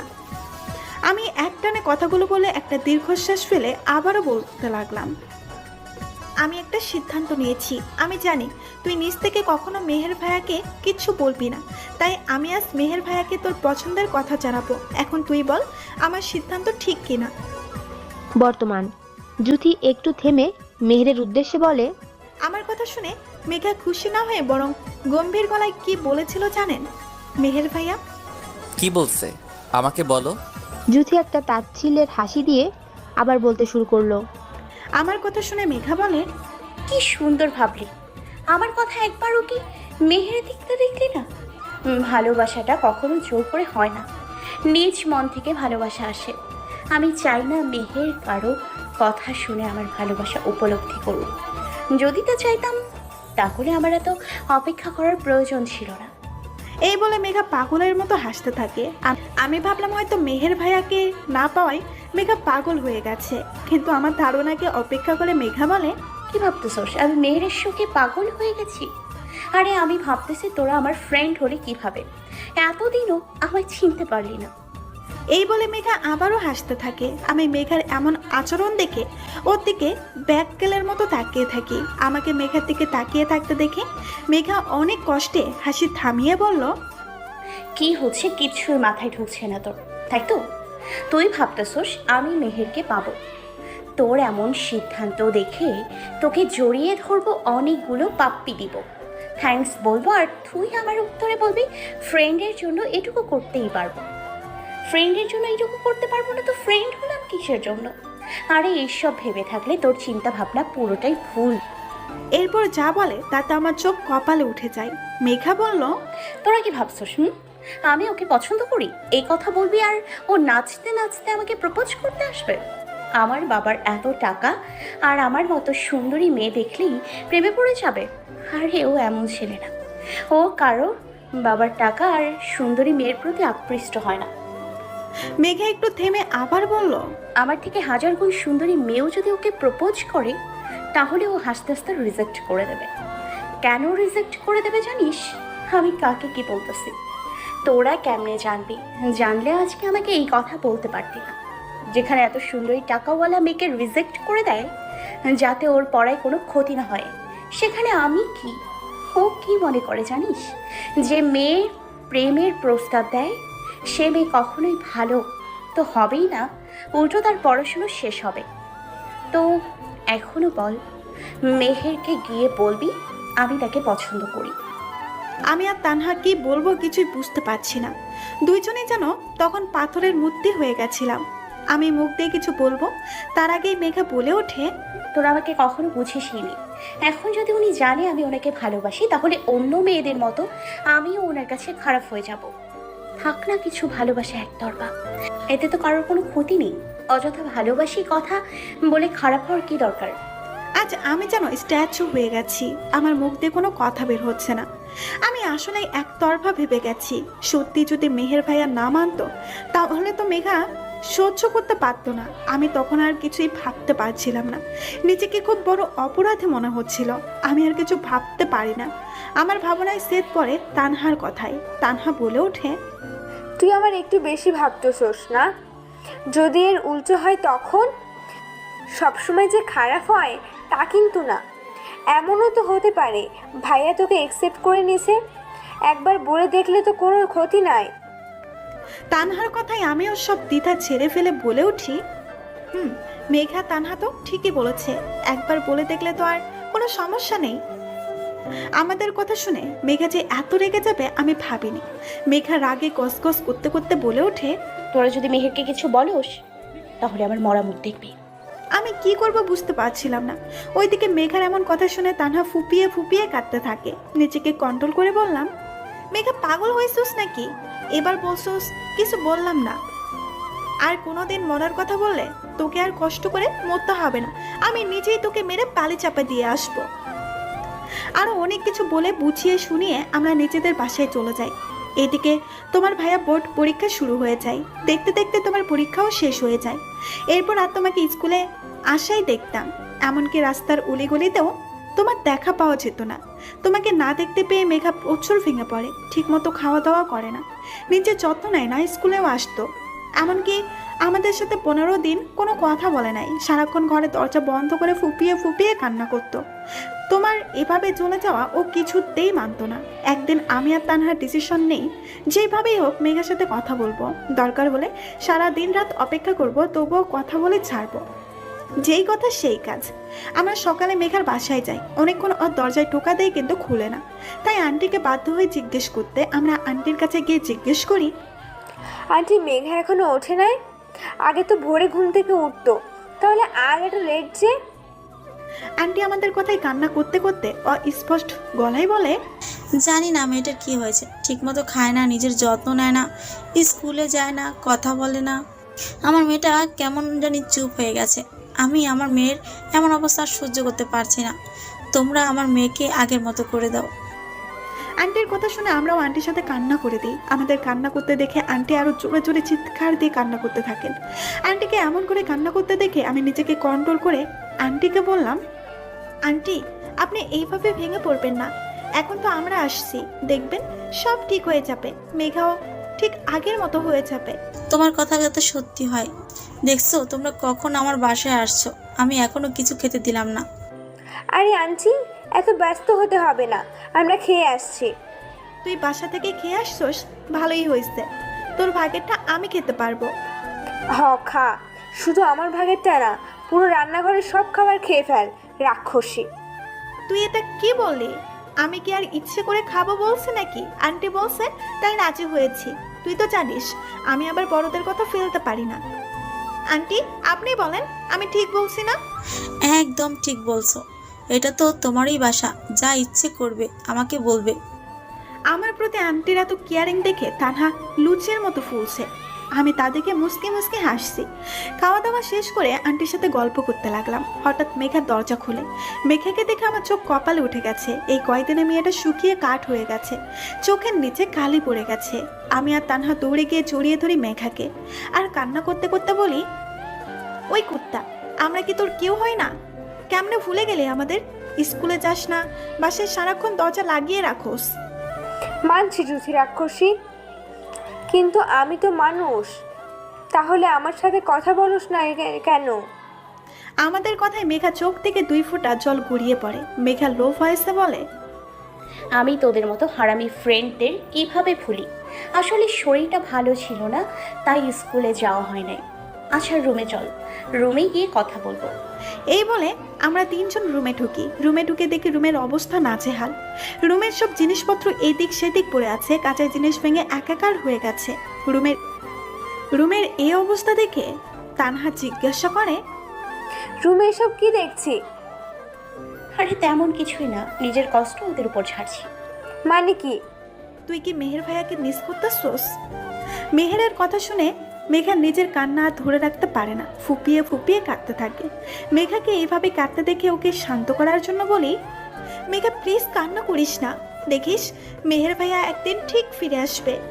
ও কখনো ফিরে আসবে না রে, আমার ভালোবাসায় ব্যর্থ রে। আমি বোধহয় ওকে কখনো নিজের করে পাবো না। কে বলেছে তোর ভালোবাসা ব্যর্থ? দেখবি মেহের ভাইয়া একদিন তোর ভালোবাসা বুঝবে। আর মেহের ভাইয়াকে নিজের করে পেতে চাইলে আমার কথা শুনে চলতে হবে, না হলে মেহের ভাইয়াকে সারা জীবনের জন্য হারিয়ে ফেলবি। মেহের ভাইয়াকে হারানোর কথা শুনে মেঘা বলে ওঠে, না না, আমি মেহেরকে কখনো হারাতে পারবো না। তুই বল আমায় কি করতে হবে? এই তো গুড গার্ল, তুই তো জানিস যে মেহের ভাইয়া কেমন মেয়ে পছন্দ করে, সো মেহের ভাইয়ের পছন্দের মেয়ে হিসেবে তোকে গড়ে তুলতে হবে। কিন্তু ও আমাকে তাহলে ভালোবাসবে? মেহের ভাইয়া ভালোবাসবে না তো ওনার বাপ ভালোবাসবে। ওই কি বলস? মেয়ের ভাইয়ার বাপ কেন ভালোবাসতে যাবে? আরে ডায়লগটা একটু ফুল বলে ফেলেছি রে। তুই তো খালি ভুলে ডায়লগ মারবি। এমন অবস্থায় তো তোর ফান না করলেও হয় না। সরি প্লিজ মেরে মা, আপনার এই অবুঝ মেয়েকে ক্ষমা করে দেন। তবে রে, এই বলে আমার দিকে তেড়ে আসে। আমি তোর মা লাগি তাই না? আমাদের এমন কাণ্ড দেখে মেঘা ফিক করে হেসে দেয়। আমরাও মেঘাকে হাসতে দেখে একটা তৃপ্তির হাসি দেই। মেঘা আমাদের কাণ্ড দেখে হাসতে হাসতে বলে, আরে কি শুরু করলি তোরা? থাম থাম, আজকে পেট ফেটে যাবে হাসতে হাসতে। আমি মেঘার দিকে তাকিয়ে বলি, যাক মহারানের মুখে তাহলে হাসি ফুটলো। আমি বাবা হাঁপিয়ে গেছি। তাহলে এতক্ষণ সব নাটক ছিল বুঝি? তোদের নাটক করা দেখাচ্ছি, দাঁড়া।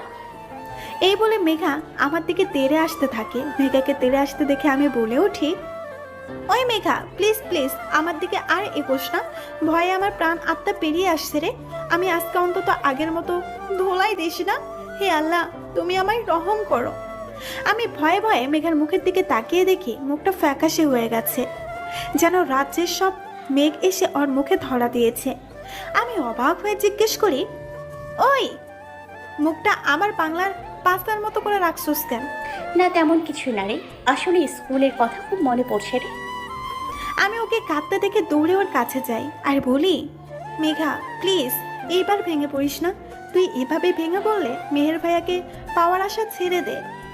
আমি মেঘার চোখের পানি মুছে দিয়ে একটা দীর্ঘশ্বাস ফেলে আবার বলতে লাগলাম, তুই কি ভাবিস ভাইয়া তোকে দেখলেই প্রেমে পড়ে যাবে? আগে নিজেকে একটু দেখ কি অবস্থা করছোস চেহারার। এই বলে আমি মেঘাকে আয়নার সামনে দাঁড় করালাম। মেঘা আয়নায় নিজেকে দেখে মনে মনে বিড়বিড় করতে থাকে। আসলেই তো কি অবস্থা হয়েছে চেহারার। এই চেহারায় মেহের তো দূরের কথা একটা কুকুরও পিছু নেবে না। হয়তো বলবি চেহারা দেখে ভালোবাসা হয় না, যদিও মেহের ভাইয়া চেহারা না আদর্শকে পছন্দ করেন। আচ্ছা চেহারার কথা না হয় বাদে দিলাম, কিন্তু পড়াশোনায় খারাপ হলে মেহের ভাইয়া কখনো তোকে অ্যাকসেপ্ট করবে না। আমার কথায় মেঘা আমার দিকে চঞ্চল চোখে তাকাই। আমি ওর তাকানোকে উপেক্ষা করে আমি বলতে লাগলাম, যেখানে এত সুন্দরী মেয়ে মেহের ভাইয়াকে ঘায়েল করতে পারে নাই রূপ দিয়ে, তার মানে বোঝা যায় ভাইয়া রূপে না গুণে মুগ্ধ হন। আর এটাই তোর সুযোগ মেহের ভাইয়াকে পাওয়ার। তা বুঝলাম, কিন্তু কেমন গুণের কথা বলছস? গুণ মানে তোকে পড়ালেখায় টপে থাকতে হবে, সব সময় নিজের যত্ন নিতে হবে, গরিবদের ভালোবাসতে হবে, মা বাবার অবাধ্য হওয়া যাবে না, সব সময় শালীনতা বজায় রাখতে হবে। এইসব গুণের কথা বললাম কেন জানিস? কেন? কারণ ভাইয়া নিজের লাইফ পার্টনার হিসেবে সেই মেয়েকে পছন্দ করেন যে মেয়ে মা বাবার বাধ্য, কখনো প্রেম নামক ফালতু কাজে সময় নষ্ট করবে না, বড়লোক হলেও গরিবদের ভালোবাসবে, কখনো তাদের তুচ্ছ করবে না, অনেক বুদ্ধিমতী হবে, একজন ব্রিলিয়েন্ট স্টুডেন্ট হবে, অন্যায়ের বিরুদ্ধে রুখে দাঁড়াবে, আর রূপবতীও হবে। তাই ভাইয়াকে পেতে হলে ভাইয়ার পছন্দের মেয়ে হয়ে উঠতে হবে, বুঝলি? মেঘাকে এত কথা বলার পরেও চুপ করে থাকতে দেখে আমি বুঝলাম যে মেঘাকে একটু একা থাকতে দেওয়া দরকার। আমি তানহাকে উদ্দেশ্য করে বলি, তানহা এখন এখান থেকে চল, মেঘাকে একটু ভাবার সময় দেওয়া উচিত। ঠিক বলছোস। আমি আর তানহা দুইজনে একসাথে মেঘাকে বলি, আমরা এখন আসি, আর আমার কথা একটু ভেবে দেখিস। এই বলে আমরা দুইজন চলে যাই। ওইদিকে সারাক্ষণ আমার কথাটা নিয়ে ভাবতে থাকে। এমন কোনো দিন নাই যে আমার কথা ভাবে নাই। প্রায় 7 দিন পর মেঘা ডিসিশন নেয়, না আমি আর এভাবে ঘরে বসে থাকবো না। জুথি তো ঠিকই বলেছে, আমাকে মেহেরের পছন্দের মেয়ে হয়ে উঠতে হবে। আমি আজ থেকে শুরু করব আমার পথ চলা। মেঘা সকালের নাস্তা শেষ করে স্কুলে আসে। আমি প্রথমে মেঘাকে দেখে ভূত দেখার মতো চমকে উঠলাম। আমাকে এইভাবে তাকিয়ে থাকতে দেখে তানহা বলে, কি রে এইভাবে সামনে তাকিয়ে আসোস কেন? মনে হচ্ছে তোর সামনে কোনো ভূত দাঁড়িয়ে আছে, আর তুই তো তা দেখে ভয় দাঁড়িয়ে পড়ছস। তানহা আমাদের দিকে তাকিয়ে মেঘাকে দেখে অবাক। এই চরম পৌঁছাই পৌঁছে যায়। তানহা এখনো কনফিউজড যে ও সত্যি মেঘাকে দেখছে কিনা। আমাদের এইভাবে তাকিয়ে থাকতে দেখে মেঘা মুচকি হেসে আমাদের সামনে এসে টুরি মেরে বলে, এইভাবে হাঁ করে থাকলে মশার 14 গোষ্ঠী তোদের মুখে ঢুকে যাবে। মেঘার কথায় আমাদের হুঁশ আসে। আমি মেঘার দিকে তাকিয়ে বললাম, তানহা আমি যা দেখেছি তুইও কি তা দেখতেছোস? আমি কনফিউজড রে, আমার সামনে সত্যিই মেঘা দাঁড়িয়ে আছে কিনা। তুই তোর কনফিউজড নিয়ে থাক, আগে আমায় একটা চিমটি কাট, তারপর বক বক বক বক কর। তানহা চিমটি কাটার আগে মেঘা অনেক জোরে চিমটি কাটে। আমি ব্যথায় চিৎকার করি, আউফ! কেউ এভাবে চিমটি কাটে? পুরো মাংস উঠিয়ে ফেললো রে। আম্মু তুমি তোমার মেয়েকে এই দুষ্টু ডাইনের থেকে বাঁচাও। কি হলো, বেশি লাগছে বুঝি? আহারে বেচারি। দোস্ত তুই তার মানে সত্যি আমার সামনে? আমার তো বিশ্বাসই হচ্ছিল না। ও তাই নাকি রে? তাহলে তোকেও একটা চিমটি কাটি, তোর সব কনফিউজড দূর হয়ে যাবে দেখিস। না না, তার দরকার নাই, আমার বিশ্বাস হয়েছে যে তুই আসছস। যাক, তোদের তাহলে বিশ্বাস করাতে পারলাম। আমি আর তানহা দুজনে বারবার অবাক হচ্ছি। যে মেয়ে স্যারদের লেকচার শুনলে বলতো গরু হাম্বা হাম্বা করছে, সেখানে এত মনোযোগ দিয়ে স্যারের কথা শুনছে, সবার সাথে শালীনতা বজায় রাখছে, ঠিকমতো পড়া শিখে আসছে, কোনো বেয়াদবি করে না। এক কথায় বলতে গেলে একটা আদর্শ মেয়ে হিসেবে পারফেক্ট। এইভাবে মেঘা এক অন্য মেঘায় পরিণত হয়। কিন্তু দিন যত যাচ্ছে মেঘা তত রাগী হয়ে যাচ্ছে। মেঘার কাজের সময় কেউ ডিস্টার্ব করলে ও ক্ষেপে যায়, ওর দিকে কেউ কুনজরে তাকালে ওর অবস্থা খারাপ করে ফেলে, আর খারাপ কথা বলে সে সেখানেই শেষ। ওর রাগ শুধুমাত্র আপনার কথা বলে শান্ত হতো। ও আপনাকে আজও ভুলে নেই। আমরা ওকে অনেকবার বলছি আপনাকে ভুলে যেতে, কিন্তু ওর একটাই কথা, ও প্রেম করলে আপনার সাথে করবে, নয়তো সারা জীবন কুমারী হয়ে থাকবে, তবুও অন্য কাউকে ভালোবাসতে পারবে না। বর্তমান মেঘার জীবন কাহিনী শুনে সবার চোখে পানি টলমল করছে। মেহেরের চোখ দিয়ে তো অজস্র পানি পড়ছে। জুথির মুখে একটা তৃপ্তির হাসি ফুটে ওঠে। এই ভেবে হয়তো ভাইয়া এবার মেঘাকে মেনে নেবে। মেহের নিজের চোখের পানি মুছে মৃদু কণ্ঠে জিজ্ঞেস করে, জ্যোতি, তোমার কাছে কি মেঘার ক্লাস 6-এর পিক আছে?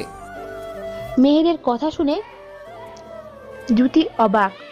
স্যার মেঘার এত আগের পিক কেন চাইছে? মেহের আবার বলে, কি হলো, পিক আছে তোমার কাছে? হ্যাঁ হ্যাঁ স্যার আছে। ওকে, তাহলে ফোনটা বের করে পিক দেখাও আমায়। মেহেরের কথায় পুরো ক্লাসের স্টুডেন্ট অবাক। জুথি আর তানহা তো অবাকের শীর্ষমুখী। সবাই এভাবে তাকিয়ে থাকতে দেখে মেহের ধমকের সুরে বলে, এভাবে ভ্যাবলার মতো তাকিয়ে না থেকে বাসায় চলে যাও। আর কি মনে করেছো তোমরা যে ক্লাসে ফোন নিয়ে আসো তা আমি জানি না? আজ তোমাদের আর ক্লাস করতে হবে না। আর হ্যাঁ, আজকে যা যা শুনেছো তা নিজেদের মধ্যে রাখবে, কোনো এদিক সেদিক যেন না হয়। Understand everyone? Yes sir, we are better, understand. এরপর সবাই এক এক করে চলে যায়। তানহা আর জুথি চলে যেতে নিলে মেহের বলে ওঠে, তোমাদের আমি যেতে বলেছি। জুথি আর তানহা মেহেরের চোখের দিকে তাকিয়ে ভয় পেয়ে যায়। জুথি ভয়ে আমতা আমতা করতে করতে বলে, না হ্যাঁ স্যার, আপনি তো বলেছিলেন, আর আজ ক্লাস করতে হবে না, সবার ছুটি, তাই চলে যাচ্ছিলাম। আমি যাতে তোমাদের সাথে আলাদাভাবে কথা বলতে পারি তার জন্য এত রিস্ক নিয়ে ক্লাস ছুটি দিয়ে দিছি, আর তোমরাই চলে যাচ্ছ? সরি সরি স্যার, আসলে আমরা বুঝতে পারি নাই। আরে রাখো তোমাদের আসল আর নকল, আগে মেগার ক্লাস 6-এ থাকতে পিক দেখাও। জুথি ভয়ে তাড়াতাড়ি ফোন বের করে দেয়। ফোন হাতে নিয়ে মেহের রাগী চোখ দিয়ে জুথির দিকে তাকায়। জুথি ভয়ে ভয়ে বলে, কি হয়েছে স্যার? মেহের রাগে গজগজ করতে করতে বলে, তোমার মাথায় কি গোবর ছাড়ার কিছু নাই? ফোনে লক করা আছে, তা কি জানো না? সরি সরি স্যার, আমি আসলে খেয়াল করি নাই। সরি মাই ফুড, তাড়াতাড়ি লক খোলো। এই বলে মেহের ফোন জুথির দিকে এগিয়ে দেয়। জুথি ভয়ে তাড়াতাড়ি লক খুলে দেয়। মেহের গ্যালারিতে ঢুকে অনেক পিক খোঁজার পর মেঘার সেই ছোটবেলার পিক দেখে মনে মনে বলে, তুমি তাহলে মেঘা? এর জন্য তোমার উপর আমি রাগ করতে পারতাম না। তোমার চোখের দিকে তাকালে কেমন অনুভূতি হতো, তোমার কিস আমায় ভাবাতো। আমি আর তোমাকে দূরে রাখবো না, শীঘ্রই আমি তোমাকে আমার ঘরের বউ করে নিয়ে আসবো।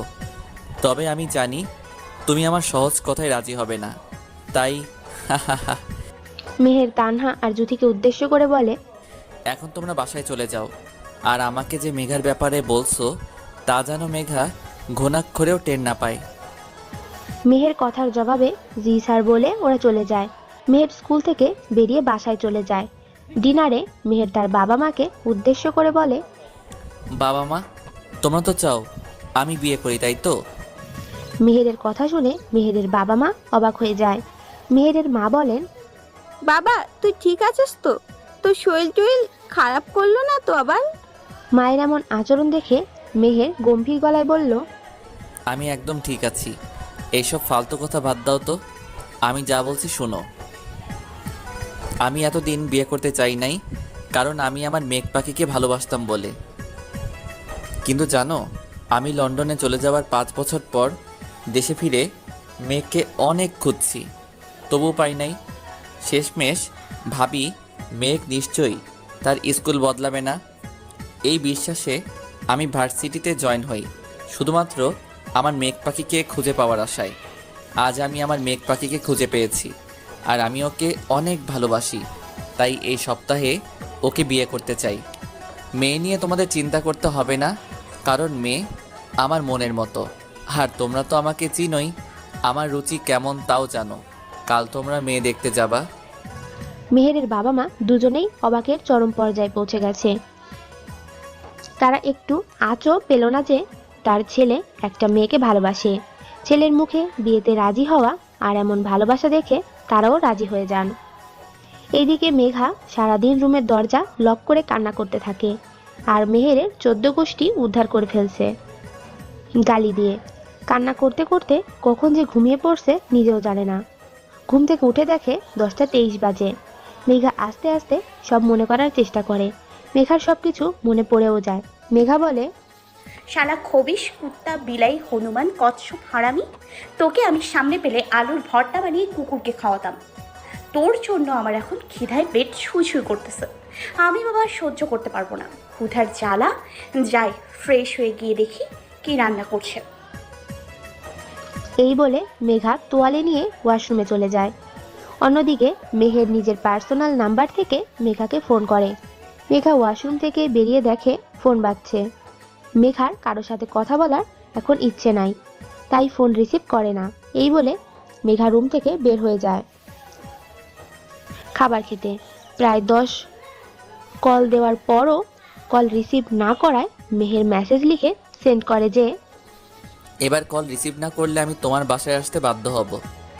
তবুও কোনো রেসপন্স না পেয়ে মেহের কপট রাগ নিয়ে গাড়ি ড্রাইভ করে মেঘার বাসায় যাওয়ার উদ্দেশ্যে। অন্যদিকে মেঘা খাবার খেয়ে নিজের রুমে এসে ফোন হাতে নিয়ে দেখে আল্লাহ, এতবার কল দিছে কেন খবিসটায়? নিশ্চয়ই সরি বলার জন্য ফোন। কুত্তা, বিলাই, হনুমান, কচ্ছপ, হারামি, তুই ফোন দিতে থাক, আমি রিসিভ করবো না, তখন বুঝবি মজা। আবার দেখি মেসেজও দিছে। মেসেজ দেখে মেঘার হাসি মুখ নিমিষেই মিলিয়ে যায়। মেঘা বলে, এই বজ্জারটা আবার আমার বাসায় আসবে কেন? আল্লাহ, যদি সত্যি আসে তখন আম্মুকে কিছু বললে আমি শেষ। আল্লাহ বাঁচাও আমায়। মেঘার ভাবনার ফাটল পড়ল কলিং বেলের শব্দে। কলিং বেলের শব্দ শুনে মেঘা আরো ভয় পেয়ে যায়। এখন আবার কে এলো? হোসেন না তো? আল্লাহ, তুমি আমায় রকম করো এই হোসেনের থেকে। ভয় রুম থেকে বের হয় না। অন্যদিকে পারভিনা বেগম দরজা খুলে জিজ্ঞেস করে, তোমাকে তো বাবা চিনলাম না, কে তুমি? আন্টি, থুক্কো, আম্মু, ইয়ে মানে আমি আপনার হবু জামাই। পারভিনা বেগম অবাক হয়ে জিজ্ঞেস করেন, মানে? আম্মু তুমি খুব পচা। কেউ তার হবু জামাইকে বাহিরে দাঁড় করিয়ে রাখে, ভিতরে যেতে দিবা না?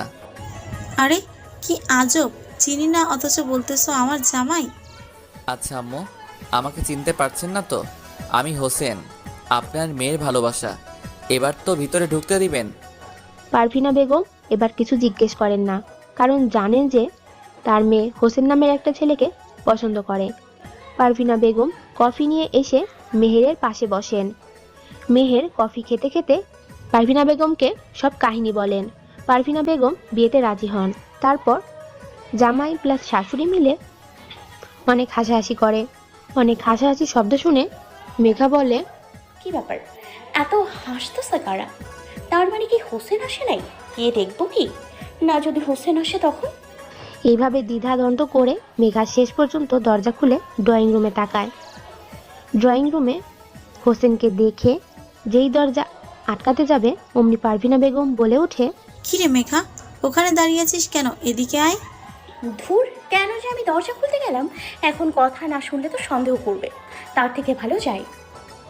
এই বলে মেঘা পারভিনা বেগমের পাশে এসে বসে।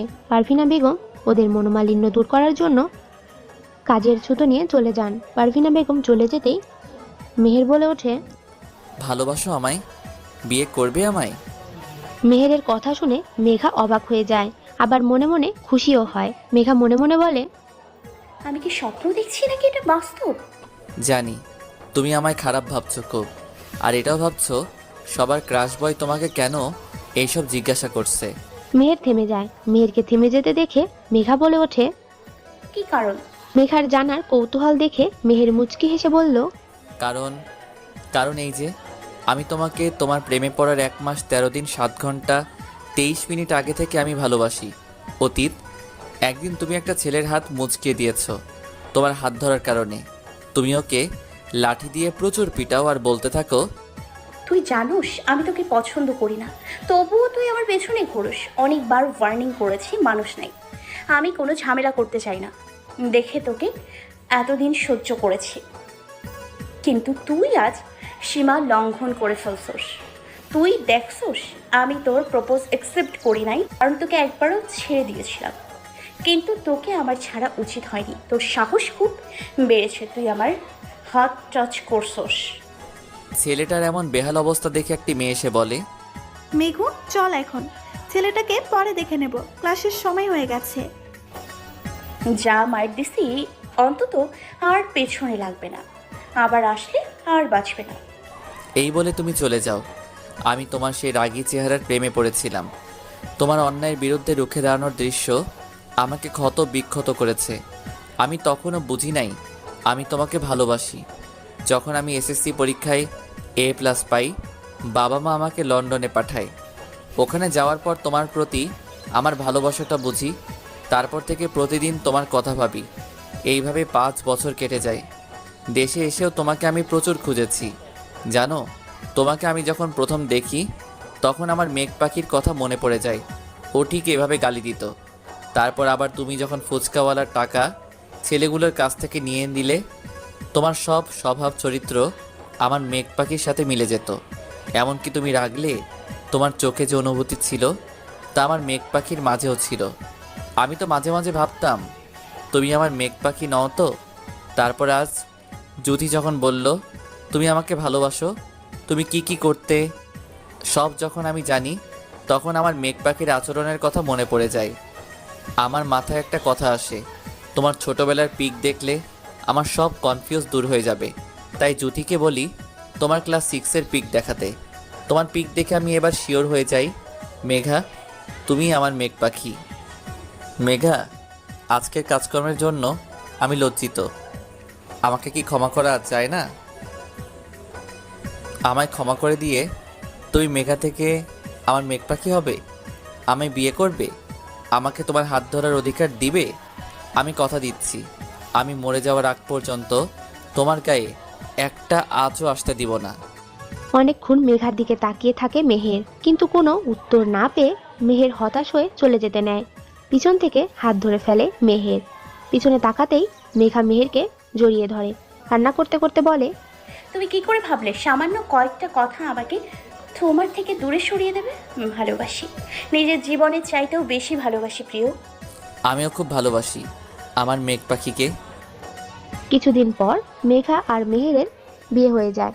এখন তারা জমিয়ে সংসার করছে। আপনারা আবার তাদের সংসারের দিকে নজর দিবেন না, দোয়া করবেন তাদের জন্য।